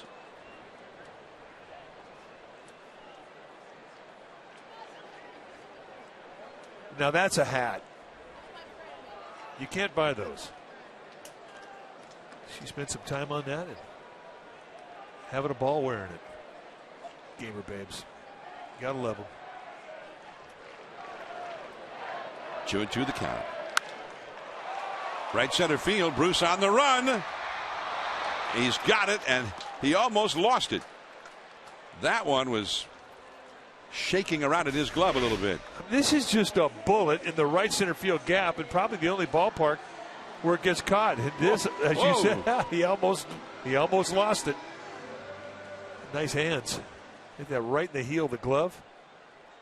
But, I mean, he was really overloading that gap. You just don't see that happen in other ballparks. So Bird taking one away. So here's Tomlinson up the middle. Base hit. Kelby Tomlinson gets his first hit of the game. And he's now 1 for 3. He's continued to keep his average up over 300. And he's going to be the guy from here till the finish now. The Giants have placed Joe Panik on the 60-day disabled list to make room on the 40-man roster for one of the players that they brought up today. Well, I think it's a pretty easy decision for the Giants. I mean, it's just for Joe Panik at this point, just get healthy, get mended. It's the first time he's ever had any problems with his back, and now he needs to solve the problem. Well, he came back and he played, what, he came in as a pinch hitter one game, played one game as a starter, and then the back was a problem again. So had one defensive play where he dove going to his left, and that was it. Came out the next inning, and his season was over. But he had a great season.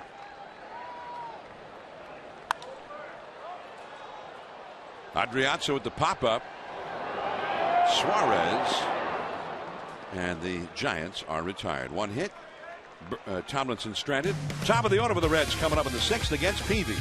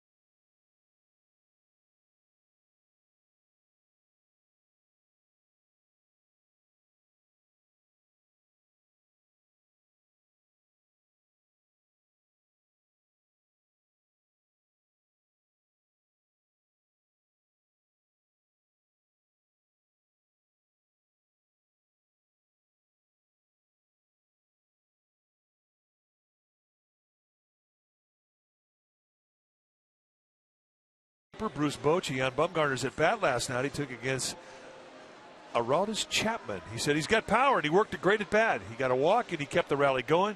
I know he's going to give us some good swings, which he did. That's our Geico quote.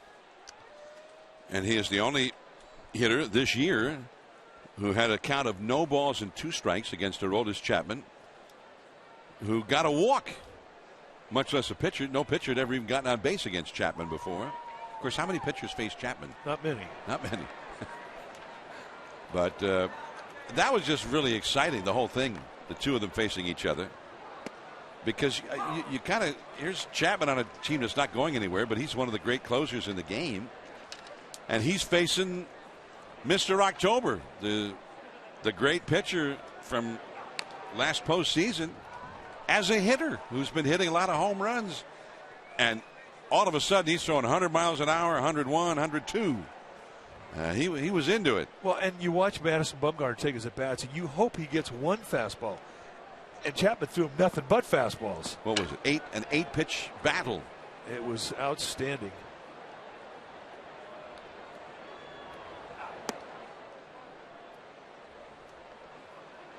It went anywhere from 98 miles an hour. That was his slow fastball. Yeah, that was his get it in fastball. and it topped out at 102 with the Bumgarner up there. 1 ball and 2 strikes to Jason Bourgeois. But it was just kind of cool because You could certainly see a guy like Aroldis Chapman facing Buster Posey and getting real excited about it in a big spot. But facing another pitcher, and he almost never faces a pitcher, but it wasn't just any pitcher. 1-2 the count. There is Tomlinson. He's got it up to his feet, and he throws him out. Nice play. Well, let's take a look at the pitch by pitch. He opens him up with a fastball, and Bumgarner's just going to hack. So a quick 0-1, boom, a quick 0-2. Now it gets interesting. 1-2 down below. Up an easy take, 2-2. Here he fouls it back. And then a way up high fastball and way down low, and really a no-brainer, an easy take. And it just added to the inning. The Giants would indeed come back and tie the score against Chapman. That in itself is an accomplishment. But the question you pose, how many pitchers does Chapman face? That could have been the first one he's faced all year. Well, the note I saw, that was the second pitcher he's faced. Not just this year. Ever? Yeah. Well, there you go. So it sounds impressive. He's the first pitcher ever to get on base against Chapman. Well, yeah, and he's only the second ever to face him. 1-1 the count to Jay Bruce, who has struck out twice, once looking. Well, that was in the 8th inning of that game last night. And that walk loaded the bases. So it was a big play because the Giants were down by 3 runs, and then Adrianza came up with the bases loaded and got hit by a pitch, and that's how they got the run in that inning. And then they got 2 more in the 9th inning. And you're the expert, but it didn't seem like Chapman had the same kind of stuff when he came back for that 9th inning either. No, and it looked like he was having a little bit of a problem with a blister on a forefinger. He kept looking down at his hand, and it may have taken a pitch away from him. Who knows? But he's still throwing 102 miles an hour. I mean, I don't know if he's got much more than that. At least not last night. I mean, he wasn't out there with below average stuff. 2-2 the count to Bruce. Joey Votto is on deck. 4-0 Giants. We're in the 6th inning.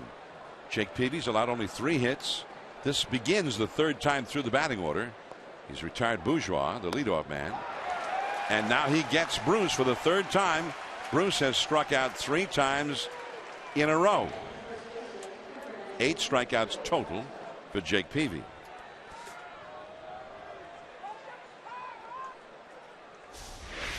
He just goes fastball and elevates it. 2-seam fastball right at the belt. Bruce has always had a little bit of a loop in his swing. He's really got a swing built for the low part of the zone. And that's just pitching away from a swing. Joey Votto has struck out and flied out to shallow center. You know, it's great, though, when you watch Chapman. I mean, he's a tall, lanky pitcher, and he's just a throwing catapult. But he's what Vida Blue was in the early 70s. I mean, Vida Blue threw that hard.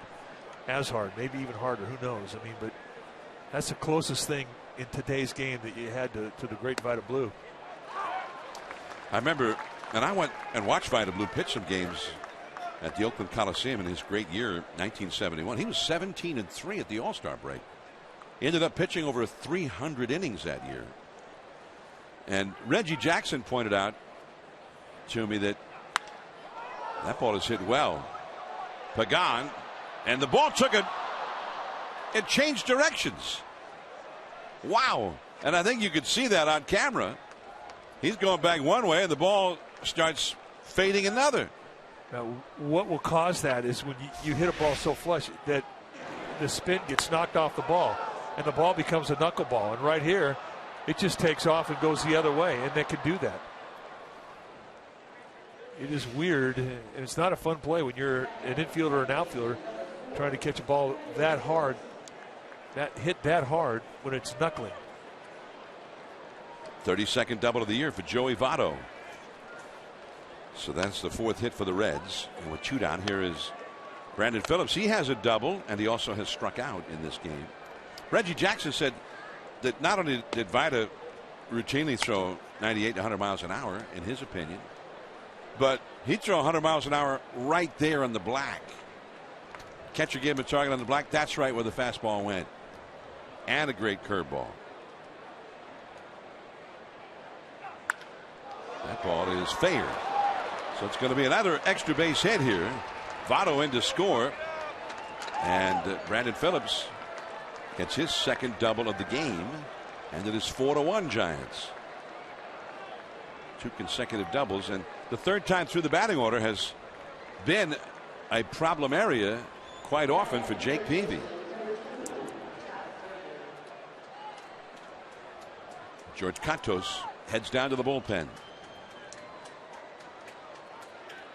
Well, this is what the Reds are all about. I mean, they're a team that can explode on you. They can put up a big inning. We saw it last night when they put a 5 spot up in the 7th inning. They just feed off each other.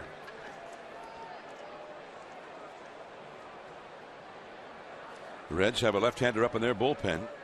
As Frazier is up. 34 home runs for Todd Frazier. He has popped up to second and grounded to short tonight. The Reds have 5 hits in the game, including 3 doubles and a triple.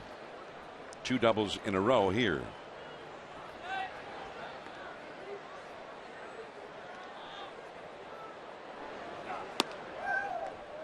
Two and 0. And the rookie Ramon Cabrera is on deck. Peavy at 86 pitches for the game.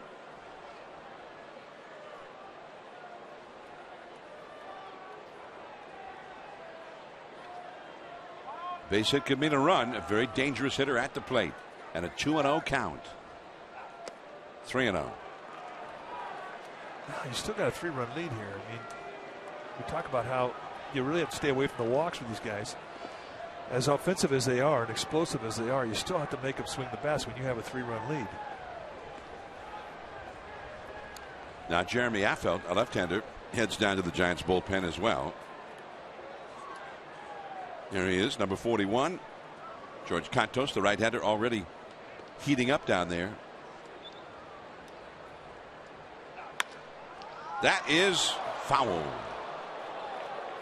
Andy Fletcher made the call, and Frazier didn't think so. Frazier, he looks very frustrated. He thought it was right over the bag. Now, if it hits the ground fair before the bag and goes over the bag and then lands foul, if it goes over the bag, I mean, that's fair. It doesn't have to land. That's what Frazier's seeing right there. I mean, I don't think that's going to get challenged. I don't think it can be challenged, but Brian Price having a word with plate umpire Clint Fagan. Well, he saw how upset Frazier was about the call, so he's out there to back up his player.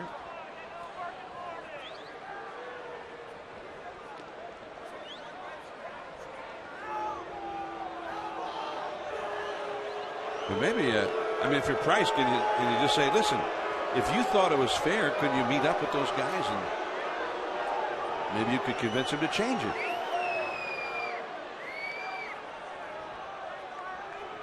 I mean, what else is he going to tell him? No, hang in him. Hang with him, big guy. I mean, that's, you know, don't eat yellow snow. I don't know what you could tell him. It's the third base umpire's call, and he made the call. And I think different umpires make that call different ways. I think there's some umpires that the ball, if it bounces on the foul side of the line after the bag, they're just going to call it foul. Path of least resistance.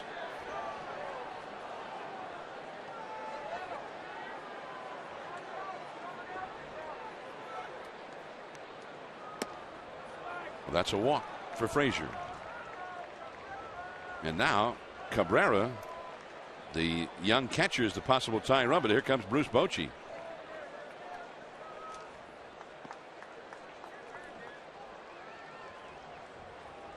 In last night's game, George Cantos came in to face Cabrera as a pinch hitter, and Cabrera hit a 2-run single against him. The Bochy out with Peavy. He has not asked for the ball yet.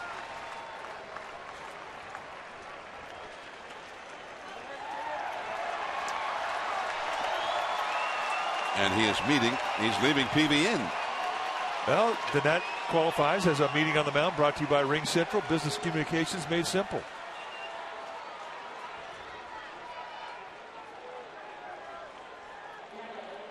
and Ramon Cabrera. Peavy's the only Giant pitcher who's gotten Cabrera out in this series. So that may be good enough reason right there. Peavy still feels like he's got his stuff. Just to go with Peavy. No other Giant pitcher has been able to figure him out. He is struck out and flied out to shallow right center in this game. 2 men on, 2 men out. 4-1 Giants. There go the runners. The throw to third is too late. A huge jump for Brandon Phillips, and it's a double steal. Peavy paying attention to that hitter and not paying a lot of attention to the base runners. And you got to tip your cap to the Reds, and they took advantage of it. So Phillips steals third and Frazier steals second. Phillips' 21st steal of the year. Popped up. Adrianza, and the inning is over. So a big out. The Reds get just the one. 4-1 Giants. Peavy due up.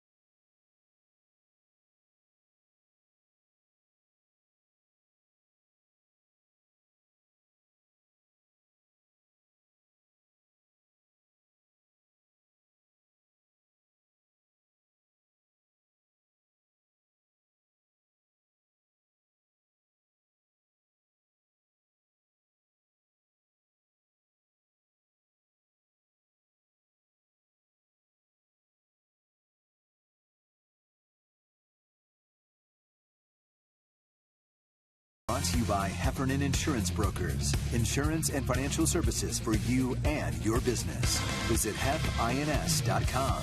And by Xfinity, home of the most live sports. Back here at AT&T Park, it is time for our fan photo contest. It's sponsored by T-Mobile. Do you want to get on a future broadcast? Well, these girls sure did. Charlotte and Rachel cheering on the deaf man at spring training. Gentlemen, I think they knew then what kind of season Matt Duffy was going to have. If you want to get on a future broadcast, tweet us your photo. Hashtag CSNBA Data Strong Fan. Gentlemen. All right, Amy, and a nice photo from the springtime. Jake Peavy going to bat for himself here against Ryan Matthews. Matthews, the only Reds pitcher to pitch a scoreless inning in this game. He entered the game in the 5th inning, and the Giants got 1 hit and no runs against him after scoring a run in each of the first 4 innings of the game. Peavy got the run home in the 4th with a home run into left center. And he's on a roll right now at the bat. He could not buy a hit, and he didn't look like a guy who was going to get many hits. Now all of a sudden you can't get him out. And you can't hit a single. Doubles, triples, home runs. Just try to keep him in the yard. He's got it going. So going back to last year, he had been 0 for his first 28 as a Giant. He became the 5th Giants pitcher to hit a home run this year, tying the all-time Giants franchise record. The only other times it was done, 1930 and 1935. That's been a while. Different ballparks, too. Carl Hubbell was, in 1935, one of the 5 pitchers who went deep, a Hall of Famer. Peavy strikes out. Well, in the 4th inning, Peavy joined the group with a fastball from Colin Ballister, and 8%. That's the only fastball he'd seen all night long. And that one made Bruce Bochy smile.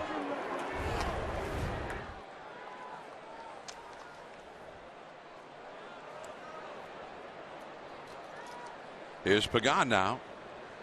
Pagan has been on base twice in 3 plate appearances with a walk and a single. Bourgeois over toward left center. And that's all for Pagan on 1 pitch. Shootout, and Alejandro De Asa will come up. 4-1 Giants. The Giants have had 4 runs, 9 hits. And they may wish that they had scored a little bit more often there when they had all of those opportunities in the first 4 innings. De Asa has singled and scored a run, lined out hard to short, and walked. And Matthews throws a called strike. Cingrani had been up in the Reds bullpen, the left-hander.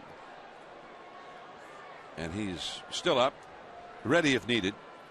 But with 2 down and nobody on, they're going to stick with Matthews here. And that's called a strike. 0-2. 2 down, nobody on. Dwayne Kuiper's over on the radio side right now. There's Cingrani. Just standing and watching. Yep. Catonic state.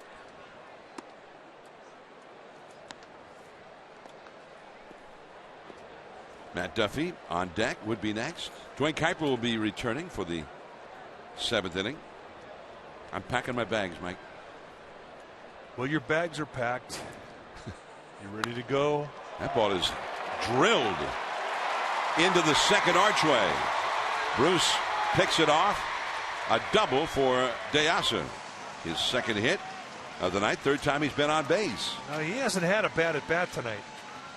And everything he's hit has been hard. Even his out that he made in the 2nd inning to end the inning, he hit a bullet to the shortstop. A split finger fastball just sort of hung right up there at the belt, middle end. Little tumbler, and he just jumped on it. 0 stride. That's a nice 2-strike approach. And once he gets it in a gap or down the line, I mean, with his speed, you're always thinking 3 bags. That's a nice play by Jay Bruce to limit it to a double.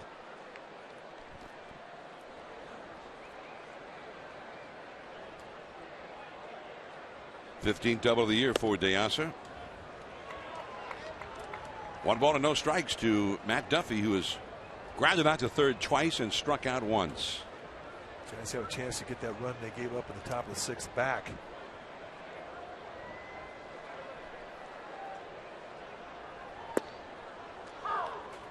On the inside for a strike. A nice 2-pitch sequence right there. He didn't miss by much of that first pitch slider, and he comes back and nails the inside corner at the knees. By the way, StatCast on the MLB at Bat app says that ball off the bat of De Asa, 104 miles per hour. 1-2 now to Duffy. That's a hard hit ball, 104. Jake Peavy, who has a home run tonight, and has allowed 1 run in 6 innings. Keeping the arm warm in the dugout. Duffy trying to knock in a run and give Buster Posey an at bat here. 2-2. Matthews in the dirt. I think the Giants may have seen Matthews earlier this year when he was still a member of the Nationals. There's Buster on deck.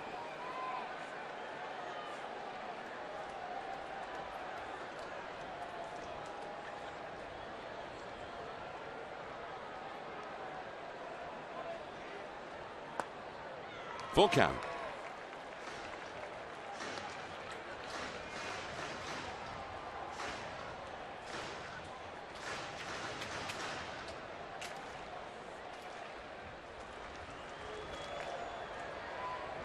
De Asa at 2nd, who runs well.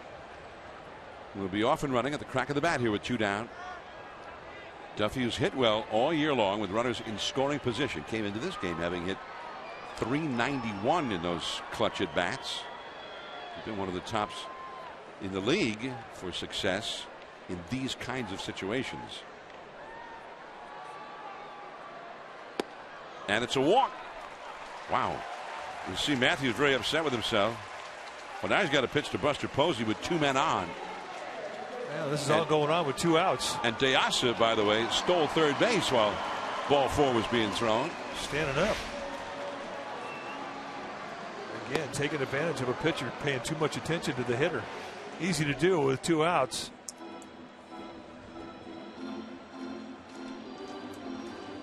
Well, this is interesting. They're bringing in the left-hander, Cingrani, with Buster Posey coming up, and runners at first and third. When it's time for a change, think Speedy Oil Change and Auto Service, your oil change tune-up and smog experts.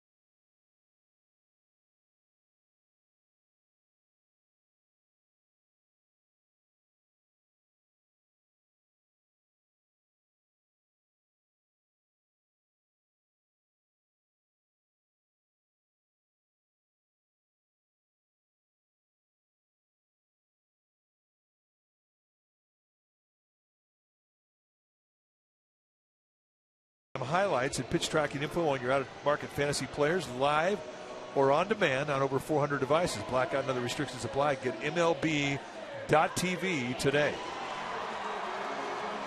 So the left-hander, Cingrani, brought in to face the right-handed hitting Buster Posey, which is something you don't see often.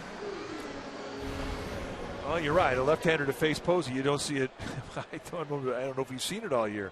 0-3 on the year with a 4.50 ERA. He's got a good fastball, and he thinks off that fastball. Slider changeup combination, 30 strikeouts in 28 innings pitched. But look at the walk total, 21 walks in 28 innings. So he can get a wild hairpin his nose. Why is he pitching to Posey?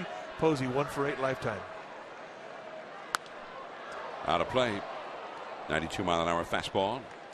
He's averaged almost 7 walks per 9 innings of pitching.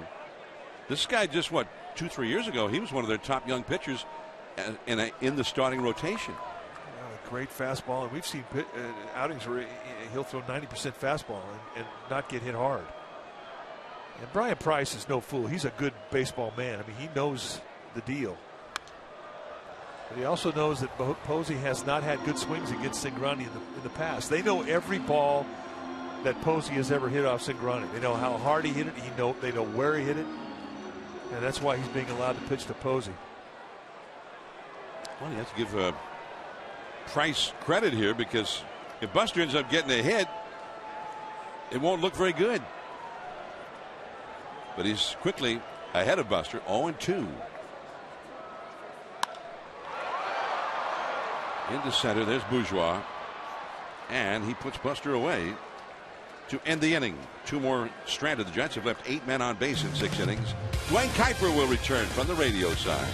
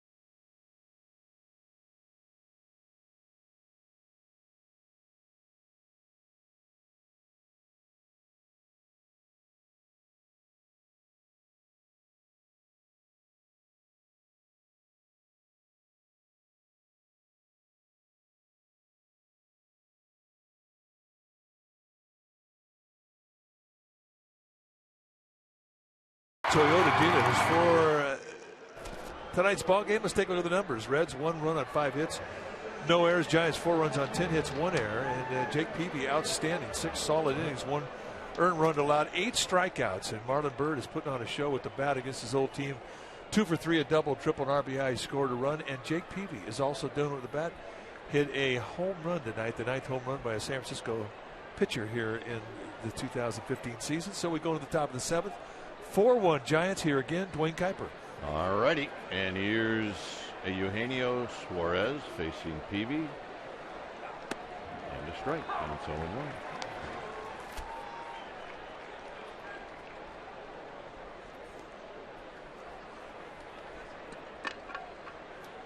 Schumacher to follow. Do you think Peavy's still in the game because of his relationship, long-standing relationship with Bruce Bochy? I do think that had something to do with it, but I also think that Bochy knows he's got a tired bullpen, and Peavy's been throwing the ball pretty well. I do think he wanted to go out there and hear the sales pitch that Peavy gave, and apparently it was a pretty good one. But I do believe also that his leash is very short right now. Yeah.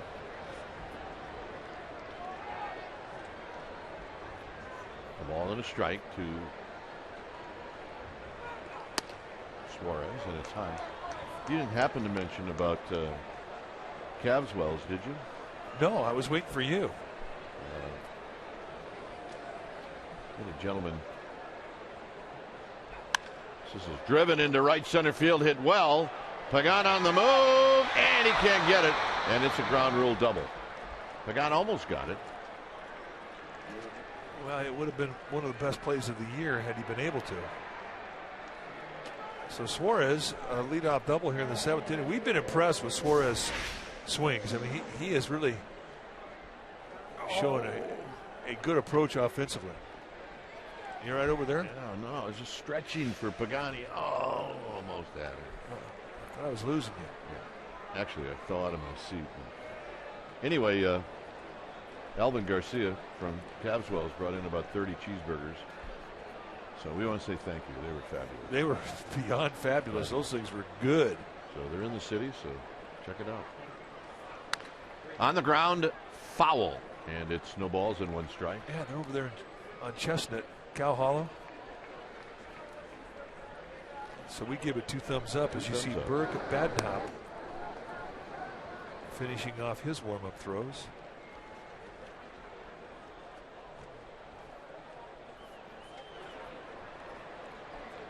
Oh, and 1. Low. 1 ball and 1 strike.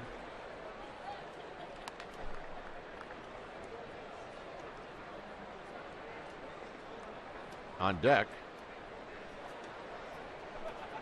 would be Zingrani, but it's now Adam Duvall. Saw Guerin and Lopez in the Giants bullpen. So they are ready to go.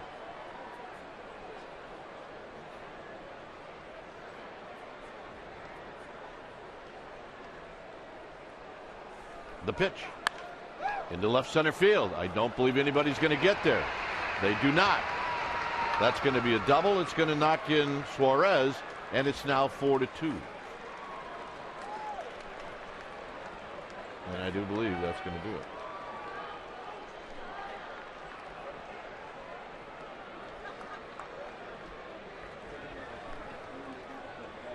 So Duvall's been announced, and Bruce Bochy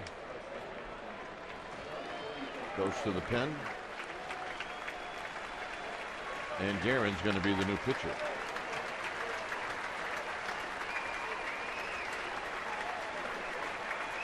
When it's time for a change, think Speedy Oil Change and Auto Service. Your oil change tune-up and smog experts. Nice hand for Peavy, and we'll be back.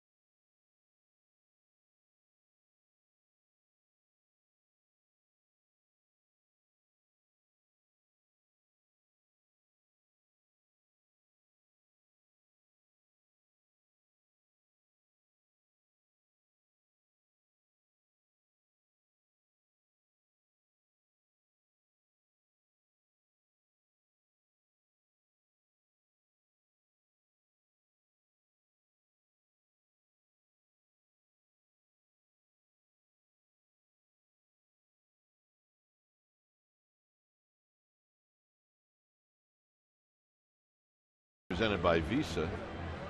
You'll be one of the first 2,500 fans to donate food or $5 at an on-site collection stands in the plazas, and you'll receive a free Giants tote bag, compliments of Visa, and all proceeds will benefit local San Francisco food banks.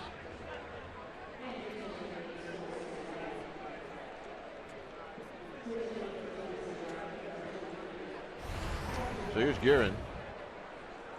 Take a look at the numbers that he's had this year in Sacramento. Good solid season in 33 games. Rehabbing his arm this year, coming back from Tommy John surgery. 2-2 with a 2.72 ERA.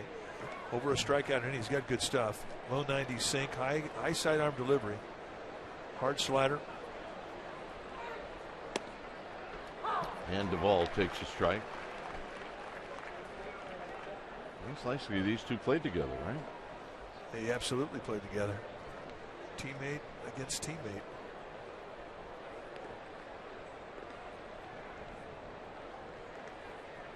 Seventh inning. Nobody out.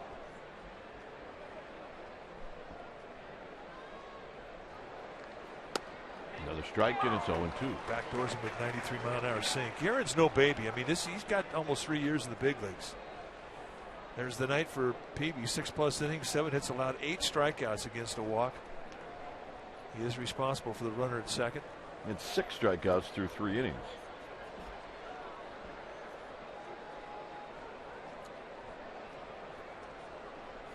Got him.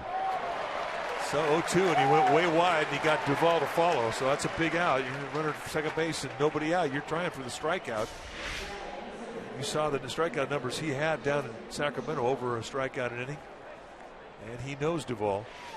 Guerin was a big part of the Atlanta bullpen and really doing a good job when he got hurt and had to have Tommy John. Set him back a year and a half. But he's a quality arm and an experienced arm. So here's Borges.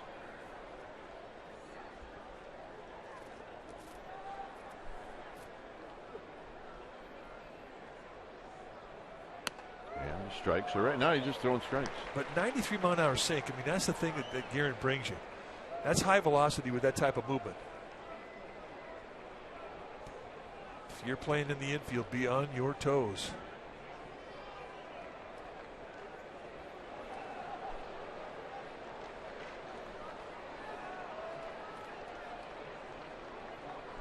Long look to second. Right back to Guerin. 2 outs. Check the runner at second and then complete the play underhanded. You see a lot of guys doing that now because the underhand is such an easy throw to throw above the belt. But a nice job of relief. And once again, here comes Bruce Bochy, and he's going back to the pen. So Javi Lopez is coming in. And it's 4-2 Giants. We'll be back.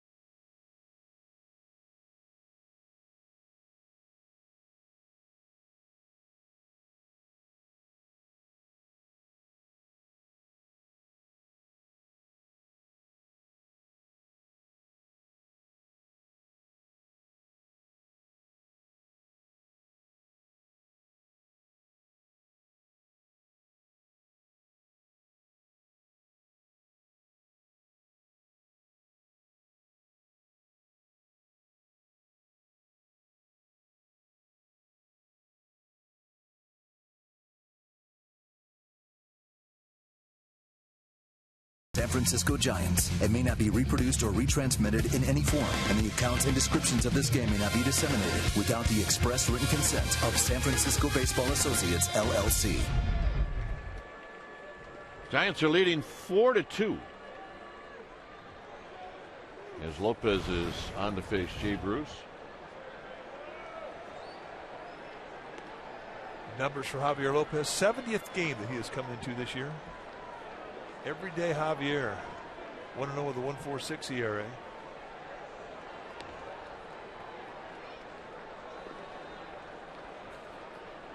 It's amazing. Bruce Bochy will let you know what inning he thinks is critical, and he'll let you know by when he brings in Lopez.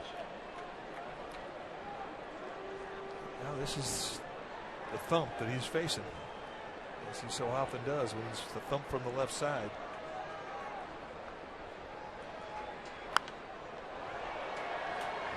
And that's what he can do. He's a guy who gets you in a 1-0 count and can make you reach, like he took the legs right out of the swing from Jay Bruce. You do that to a power hitter, he's made a good pitch.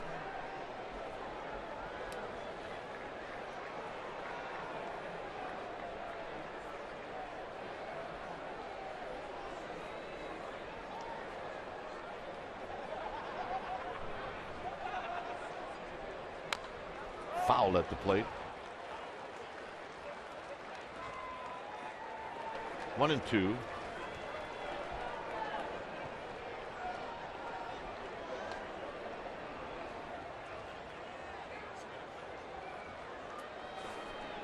So Peavy watching as Lopez jumps out in front of Jay Bruce here in the 7th.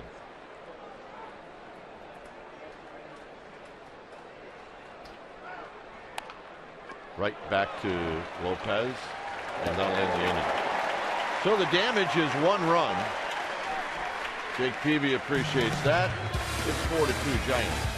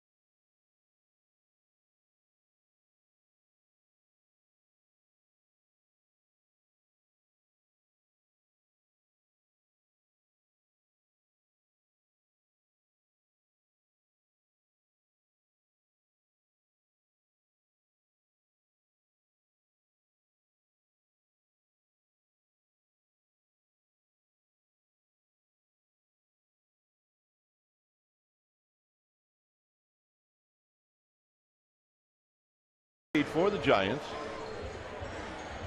as we head to the home half of the 7th. When it's time for a change, think Speedy Oil Change and Auto Service, your oil change tune-up and smog experts. The pitcher now for the Reds will be the right-hander Burke Badenhop. Take a look at what he has done. Nice body of work on the season. 60 appearances, 1-4 with a 3.75 ERA. Just sinker baller. The guy's going to be right around high 80s with his velocity average. Sinker, slider, changeup. When he's right, a lot of balls on the ground.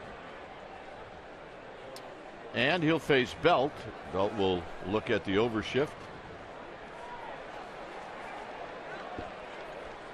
Bird to follow. And a bouncing ball foul. Pete Alonso heads up. It's getting like one a day now. It's getting worse. I think Pete did something. Yeah, well, you know what? Ugly finder. Good looking crowd. No balls and 1 strike. I think Pete did something to tick off the baseball gods. I don't know whether he said he thought hockey was a better sport or whatever. Well, how about wearing a hockey shirt every day of the baseball season? Yeah, so I think the baseball gods are messing with Pete. There's a drive to left. Schumacher right there, and he makes the catch. Belt hits the ball very hard, and that'll bring up Bird. So, Pete, you're going to have to clean up your act because they're still after you. Well, there's also the ugly finder factor. Ugly, absolutely. But if we really went by that, then Dave Benzer would get hit every night. He is our cameraman in the visitor dugout. A legend. Allegedly. Here's Bird, and Bird hits a one-hop shot to his old friend Phillips, and Phillips throws him out. He has really had a nice series swinging the bat. And we've said that a lot about Marlon Bird since he's put on a Giants uniform.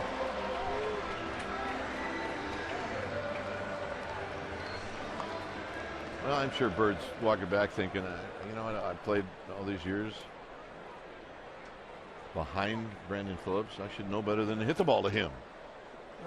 He is a Gold Glover. Tomlinson's 1 for 3.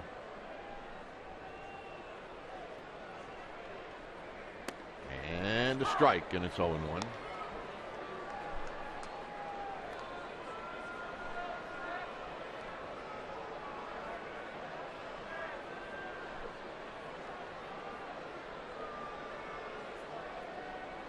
Swing and a miss. Nothing in 2.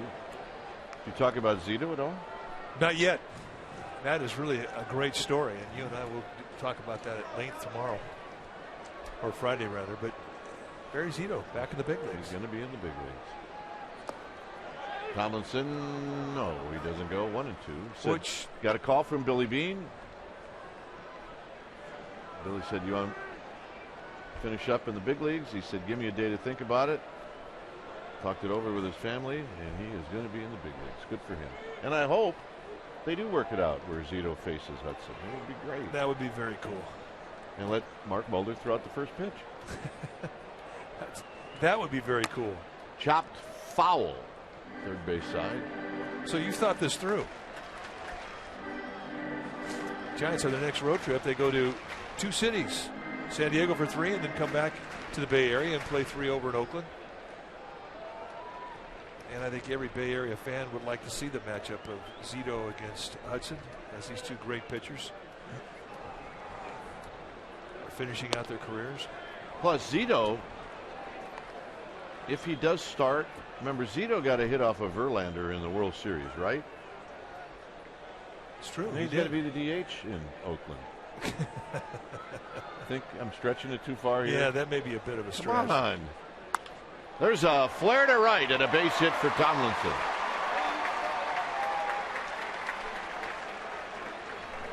And that'll bring up Adrianza. Yep, there's his old buddy. I'm sure Hudson's thrilled for Zito as well. Yeah, you know they are. I think he's enjoying this last, what do we have, 2 weeks? Like he's a rookie. Yep.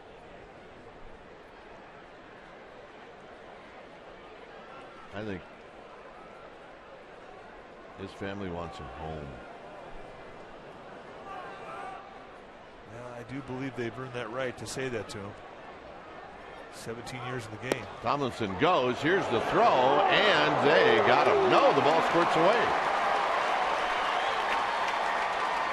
The stolen base is 5th.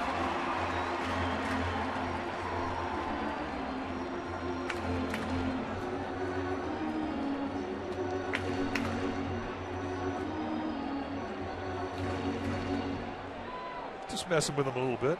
That's what you do with rookies. Help him clean out his belt.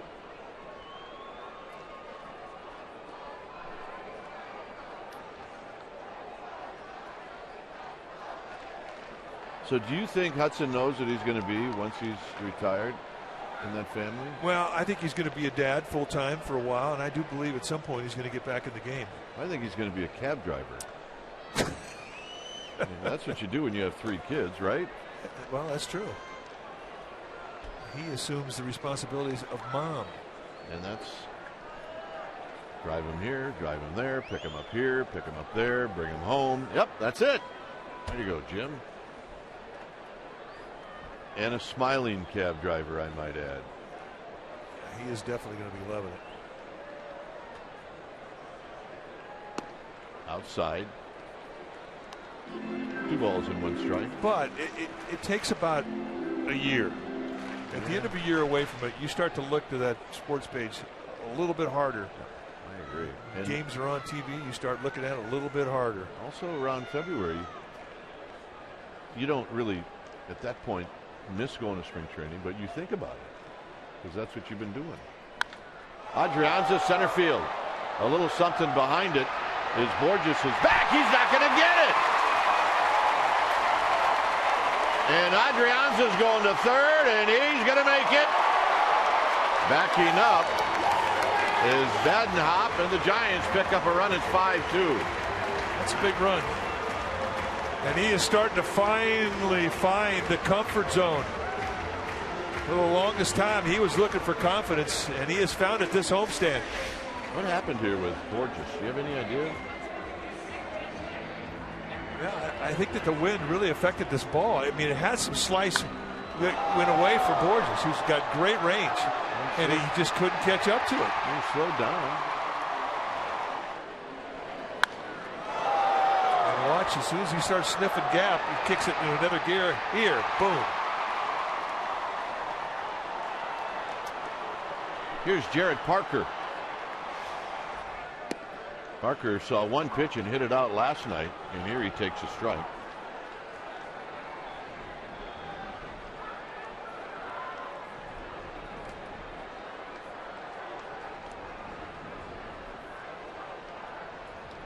Parker with a swing and a miss, 0-2. This was the home run last night. Gave the Giants the lead.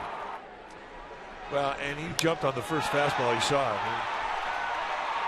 And then that went out of here, first big league home run. Pretty cool moment for Jared Parker. He hadn't seen a fastball since.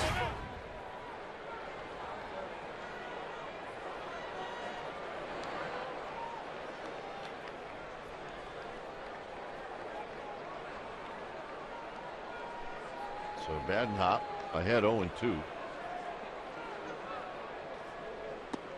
Down low.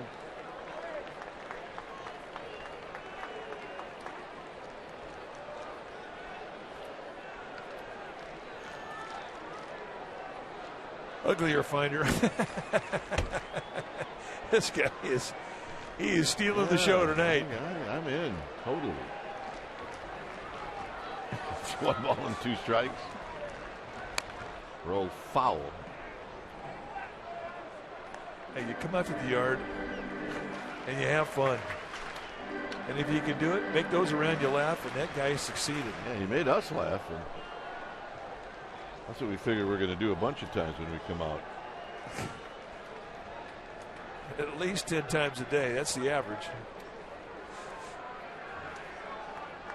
That's our guy tonight. I may pick him on the wrap. And Parker strikes out, and that's going to end the inning. Giants pick up a run. So through 7 here at AT&T Park, it's 5-2. San Francisco.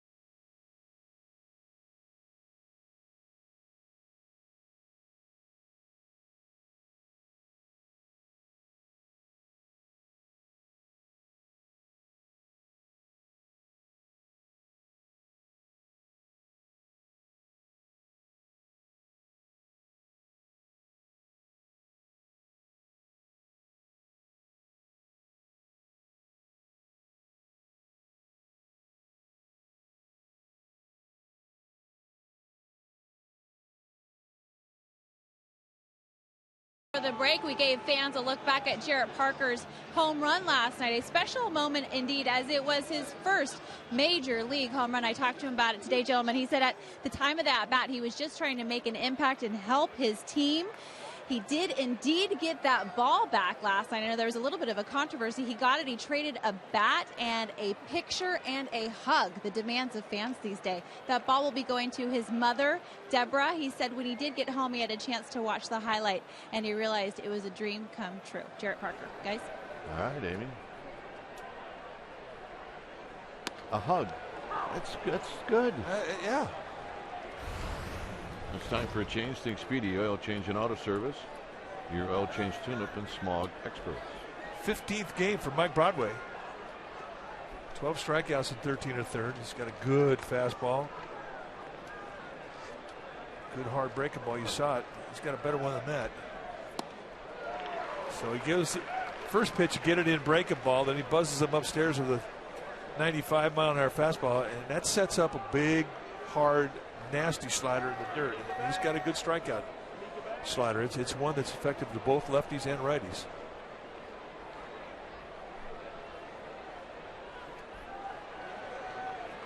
So a quick 0-2 to Joey Votto.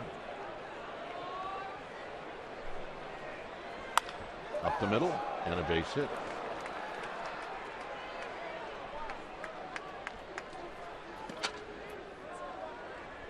Stay tuned immediately after Giants baseball for Esurance Giants postgame live. Highlights, reaction, analysis. It's all coming up right after the game. There has been rain around the Bay Area. Well, in the late afternoon and into the evening, just a little misting. They remember the old AAA ballpark in Phoenix? They had those. The Misters. They did. They needed them. I think they still have them at Scottsdale Stadium. They do. Brockabrella. The Brockabrella's here. Oh. Here's Phillips. Swing and a miss. 0-1. The 0-2 pitch that Broadway threw Votto, not a good pitch. And, you know, you look at the history that Votto has had this league, you have to respect that. In 2 strikes, he makes adjustments. He goes up the bat, and throwing him a fat strike in the strike zone, not a good pitch. You cannot blow guys away up here like you can in other levels of professional baseball. Not the great hitters.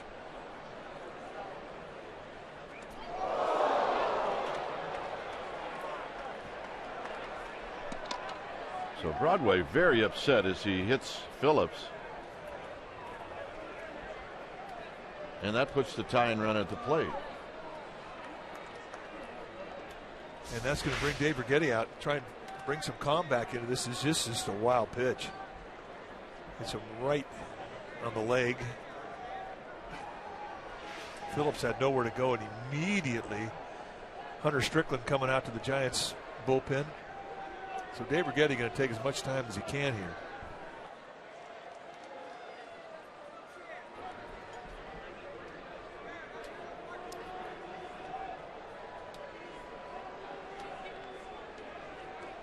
So if you're Dave Righetti, first thing you're going to ask him, are you all right? You get an explanation as to what happened with the pitch, and then you're going to ask him how you're going to correct it. And then you're going to go over the scout report that you went over the very first day that the Reds got to San Francisco, and repeat that. And about that time, the umpire is going to say, okay, your time's up. I didn't know this, but we were in Chicago, and John explained to me what the Brockabrella was, and I guess Lou Brock endorsed those when he was in Chicago, right? Well, when he was in St. Louis. In St. Louis, I beg your pardon. And it just went wild all the way through the Midwest. But you walk into the stadium in St. Louis when the Cubs played the Cardinals, and everybody had them on. It was hysterical. I'd never heard of the Brockabrella. I've obviously heard of those. But Brock would stand out there in the outfield during BP and have it on. So here's Frazier, who represents the tie and run, and the fastball is outside, 1-0. So the Brockabrella is headed underneath. These guys, nope. They're good. Those are the ring umbrellas. 1 ball and no strikes. 5-2 Giants.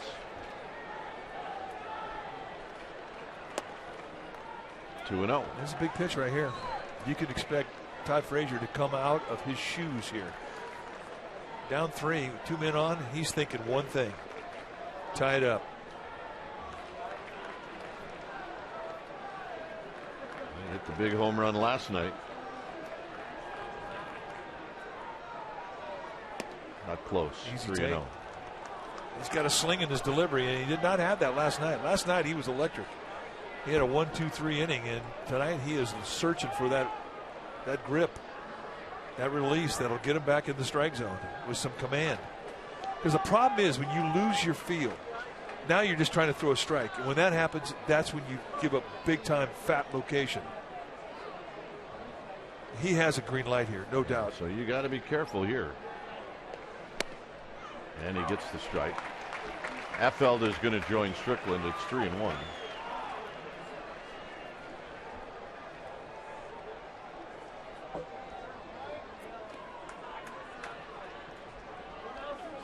They were prepared.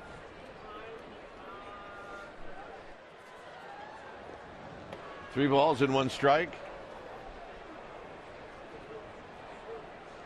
Not close. The bases are loaded.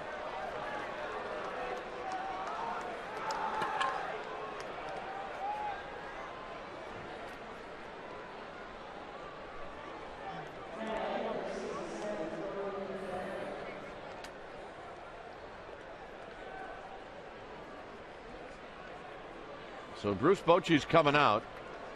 Broadway gives up a single. He hits a guy in a walk. And now the tying runs are in base.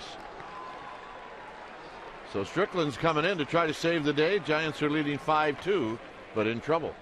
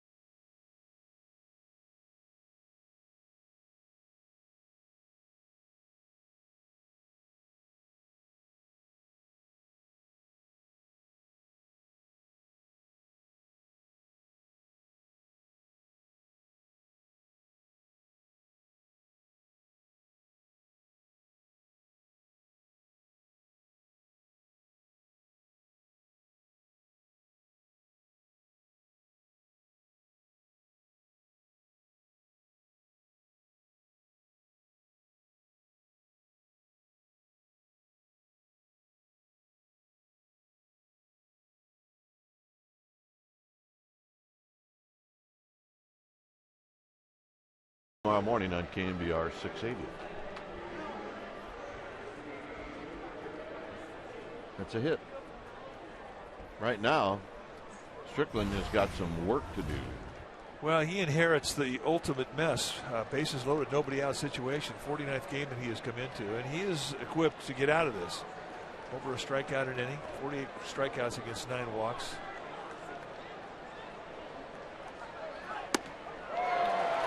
One. High velocity fastballs, mid to high 90s. 2 types of movement, a slider and a split. That's what you're going to get when you take your bats off Strickland, and he is a strike thrower.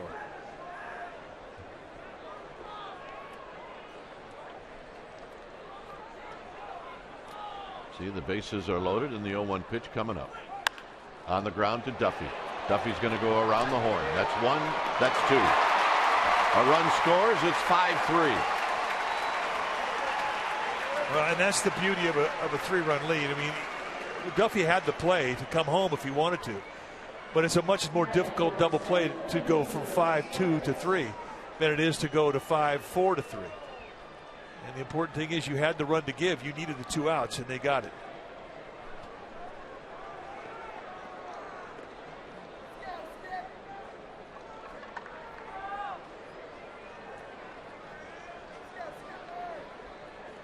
So here's Eugenio Suarez.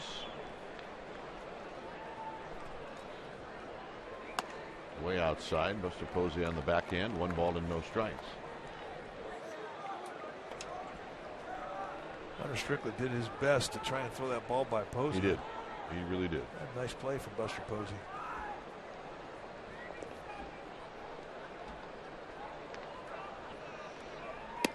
Tried it again. 2-0.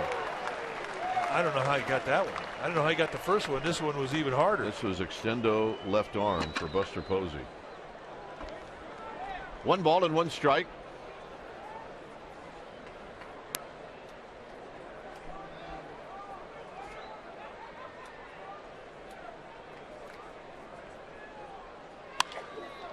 Hit out to Bird. Side retired. Strickland does the job. A run for the Reds. Giants are coming up. Top of the order. 5-3.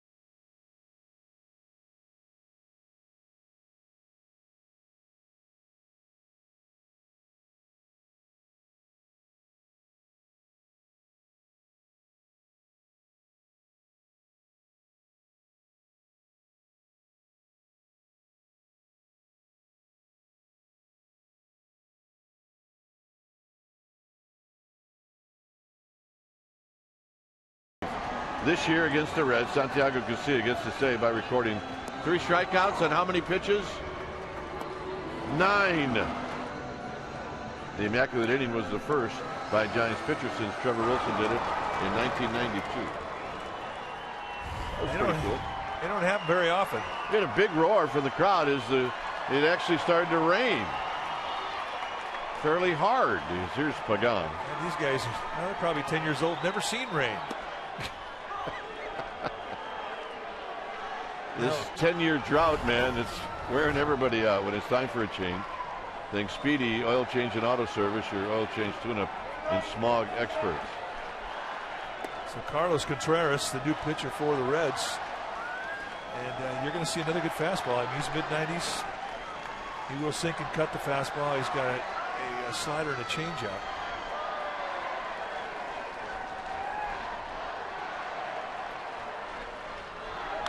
So I'm going to pop up into the rain. And Borges will put it away. 1 out. I mean, the last time we saw this was in 2012 in the NLCS against the Cardinals, Game 7. And it was one of the greatest memories ever. It was Marco Scudero catching the rain in an open mouth.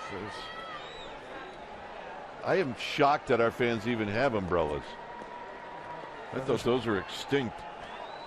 Paul Emo, the crew chief. But how about our ball dude? That is Bob Nealis on the third base side. He is prepared. You think Bob puts that in his pocket wherever he goes? Absolutely, he does.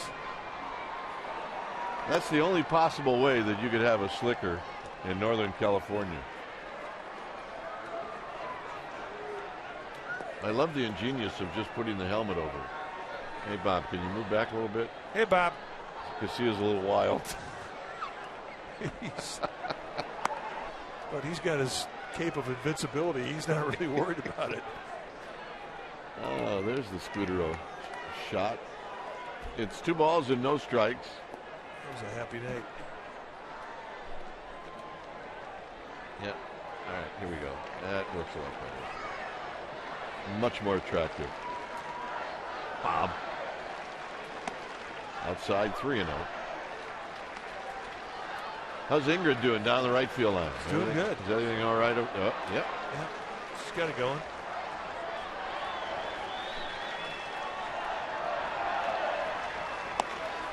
And a 4-pitch walk to Diaz. And here's Duffy.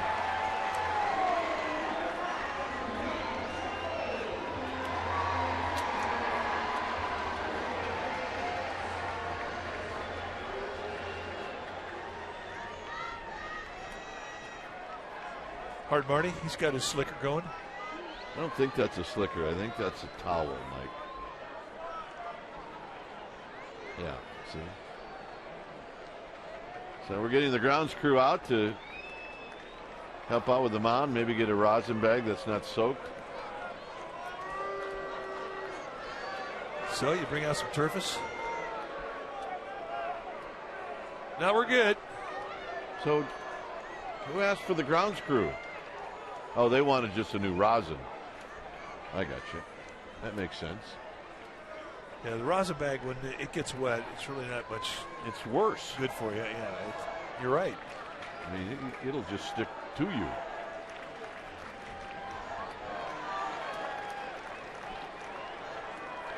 So Duffy at the plate with Diaz at first.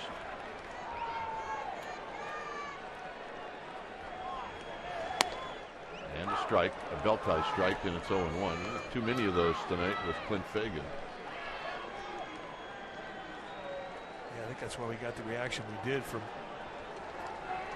Kelby Tomlinson. He didn't think that was a strike. Or Matt Duffy, I beg your pardon.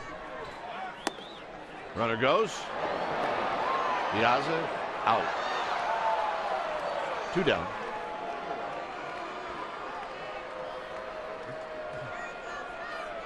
Running in the rain, and now Duffy will hit with a count of 1 ball and 1 strike.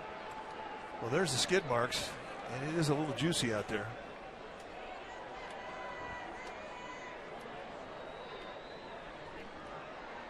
I'm impressed. I mean, on a wet field like that, you've got to be fast or you're going to stick. Absolutely. Strike to Duffy.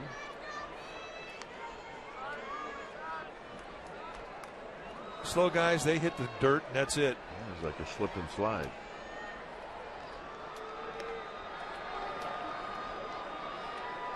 One and 2. Well, if there's a team that's used to rain, though, you're looking at the Cincinnati Reds. I mean, they get a lot of it. And they count the hours that they are in delay, and they add it up during the course of the year, and it's a lot. Yeah, they're always in the top. Duffy out of play. It remains 2 and 2. You know, one year, Jason Christensen came to the Giants, and he came from the Pirates, and he said one year they had 35 batting practices rained out. Wow. I mean, you only get 81 home games, so almost half of them were. The batting practice was at least rained out. Didn't tell you how much of the games were delayed. Well, I don't think when the Marlins were at Joe Robbie Stadium, they ever quite knew for sure if they were going to hit at all. Yeah. Getting a dome down in Miami, one of the great things that's happened to Florida baseball. Giants leading 5-3. It's 3 and 2. And this is hit on the ground to short. and that's going to end the inning. So we'll go to the ninth. Casillas coming in, and the Giants lead 5-3.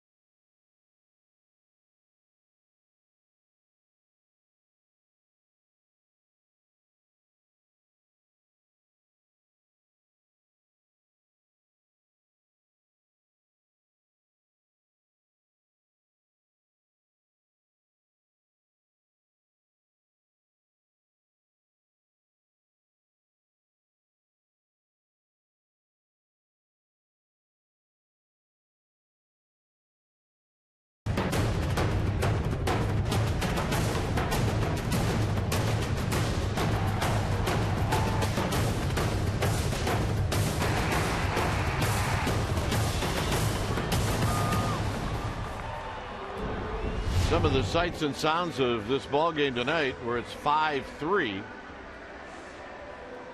and the Giants will bring in their closer. And that would be Santiago Casilla. Let's take a look at the numbers for Casilla. 4-2 with a 3.02 ERA, 33 saves and 38 opportunities. Solid season, 53 strikeouts against 20 walks, 50 2/3. You'll see low to mid 90s with the velocity depending on the grip. Got a curveball, a cutter, and a changeup.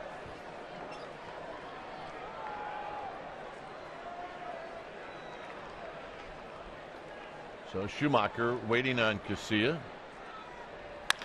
And a bouncing ball and a base hit. Wow.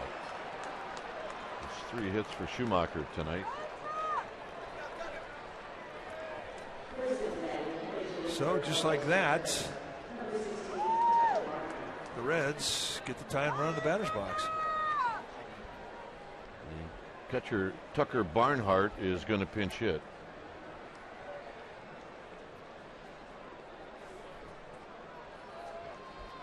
Barnhart did the catching for most of the game last night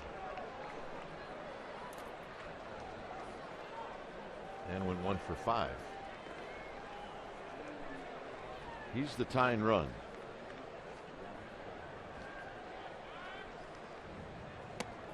And a strike.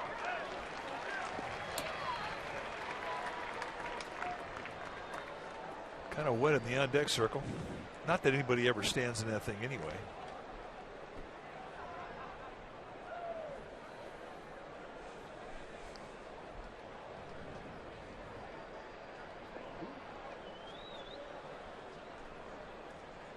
And the pitch.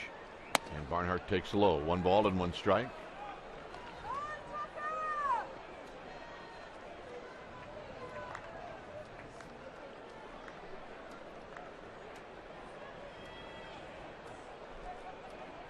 Field is wet. It will affect the grip on the balls for the infielders. And it will make the gaps. Up the middle. And it kicks off of Casilla. And Duffy picks it up, and they got him. Oh, that's a big out.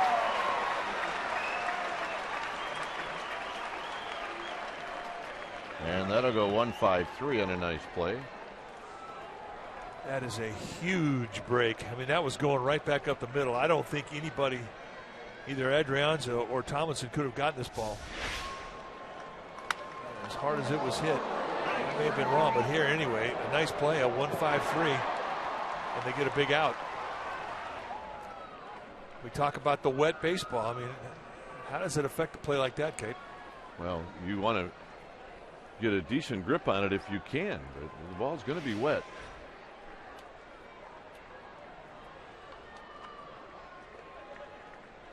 So here's Borges. And a call strike, and it's 0-1.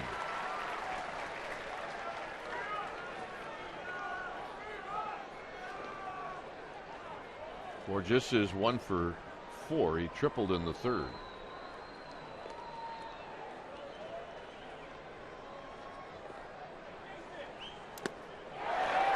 Little cutter.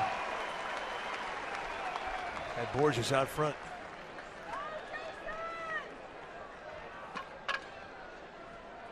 So Casilla back to the little scratch pad that cleans the spikes from the mud, trying to find footing. It's the only thing you're concerned of when you get wet infields, wet mounds, wet batters boxes.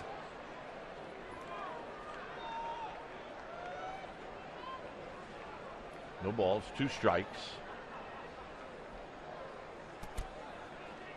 In the dirt. 1-2. That's Schumacher at second.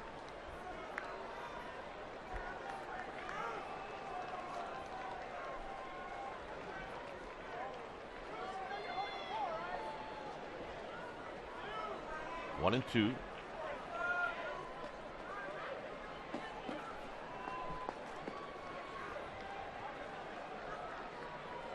See, and Posey trying to get on the same page, and now we're ready. 1 and 2. He's got a pitch he wants to throw.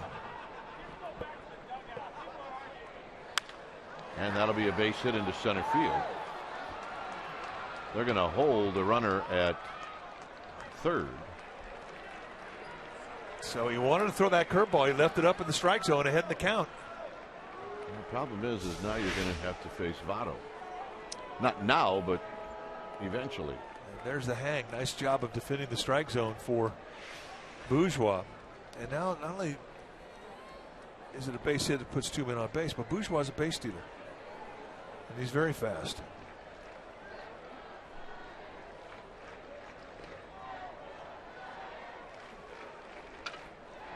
Affeldt and Cantos headed down to the bullpen.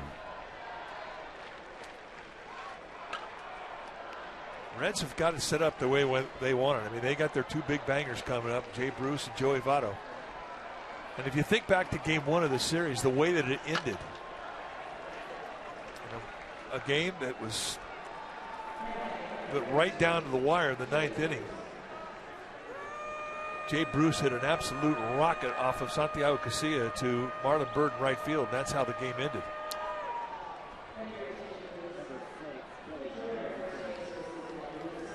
And if Jason Bourgeois was not threat enough to steal a base, how about this guy, Billy Hamilton? And he's all about the steal.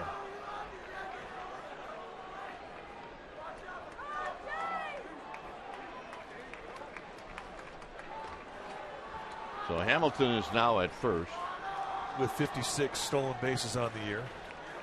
And Bruce is 0 for 4.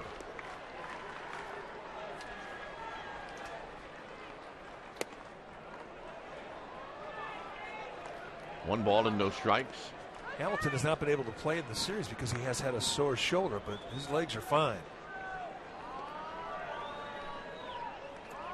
And those 56 stolen bases lead the major leagues.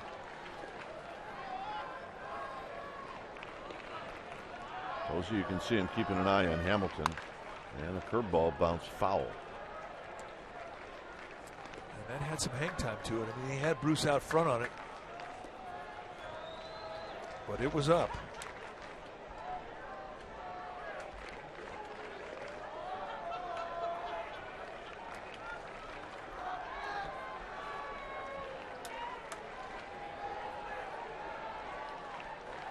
1 ball, 1 strike.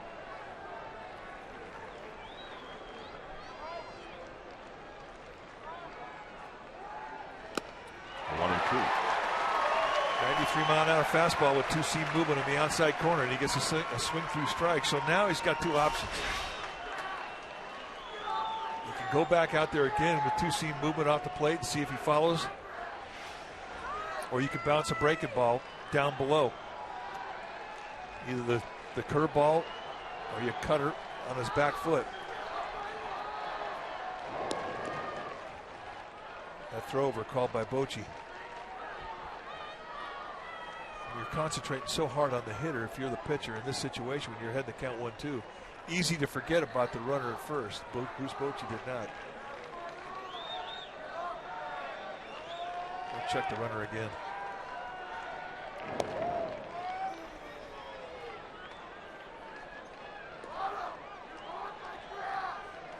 So it's 1 and 2.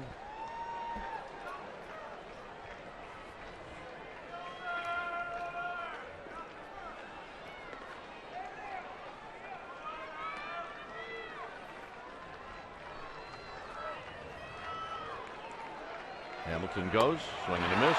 Posey's throw. Got him! And we're going to stick around. It may be that they're going to take a look at this. I'm sure they are.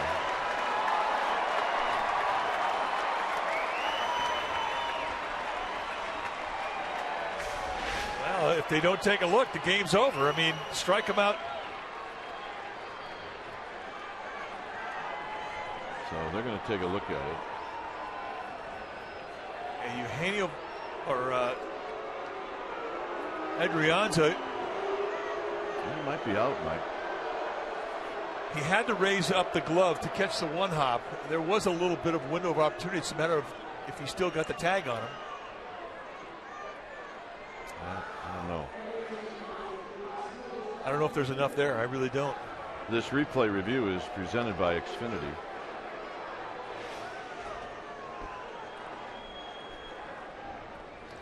I mean, a great curveball to strike out Jay Bruce. And for Buster Posey, I mean, that's not exactly the ideal pitch to try and throw out the premier base stealer in baseball.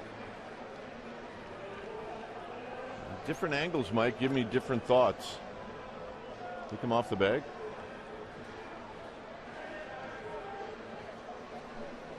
It's just a matter if he brushed the leg with the downstroke after he caught the ball. I mean, it's close. This is going to be a real rough call for the folks back in New York who are watching this because there's really no clear-cut view.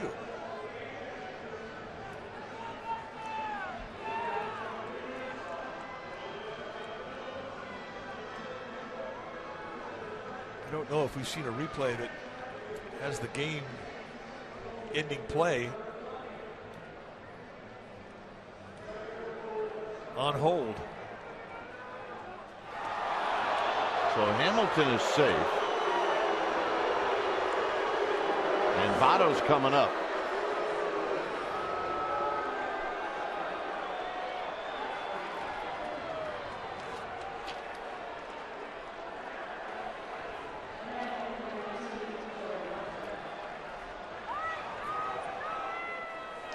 Votto 2 for 6 in his career against Casilla with 3 walks and 2 strikeouts. First base is open, and they're going to walk him.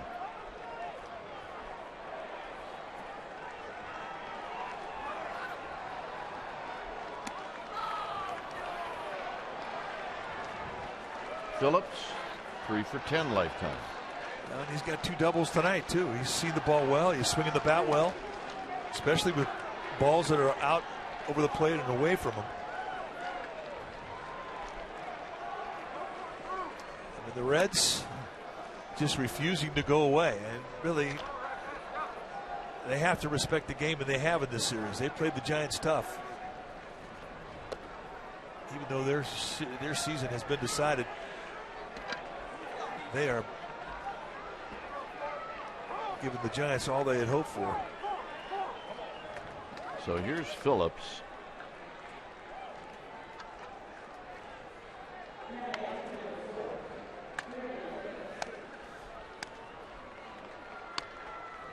So that's a tough call. Votto or Phillips? Well, you're right, especially as well as Phillips has swung the bat tonight. Votto was red hot coming in, and that was the big red flag prior to this series. They were going to not let him beat him or beat them, and they did not allow it. But now you have your hands full. Another confident hitter.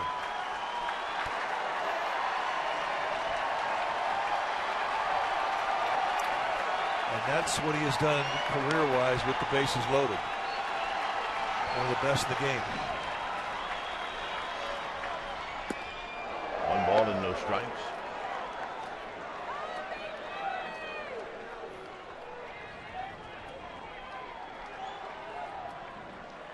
And oh, by the way, just in case you forgot, you got 34 home runs on deck with Todd Frazier. And the game winner last night. It's 1 ball and no strikes.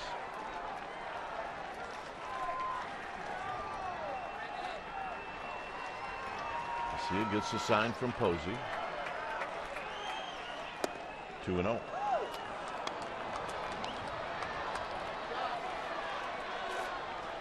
Cantos Affeldt.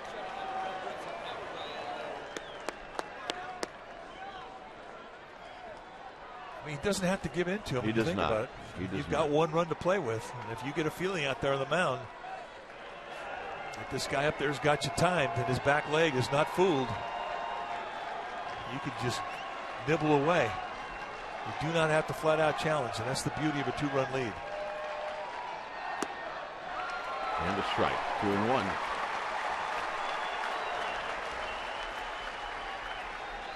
The other thing too about Phillips is he's not really concerned about hitting with 2 strikes. That does not faze him at all.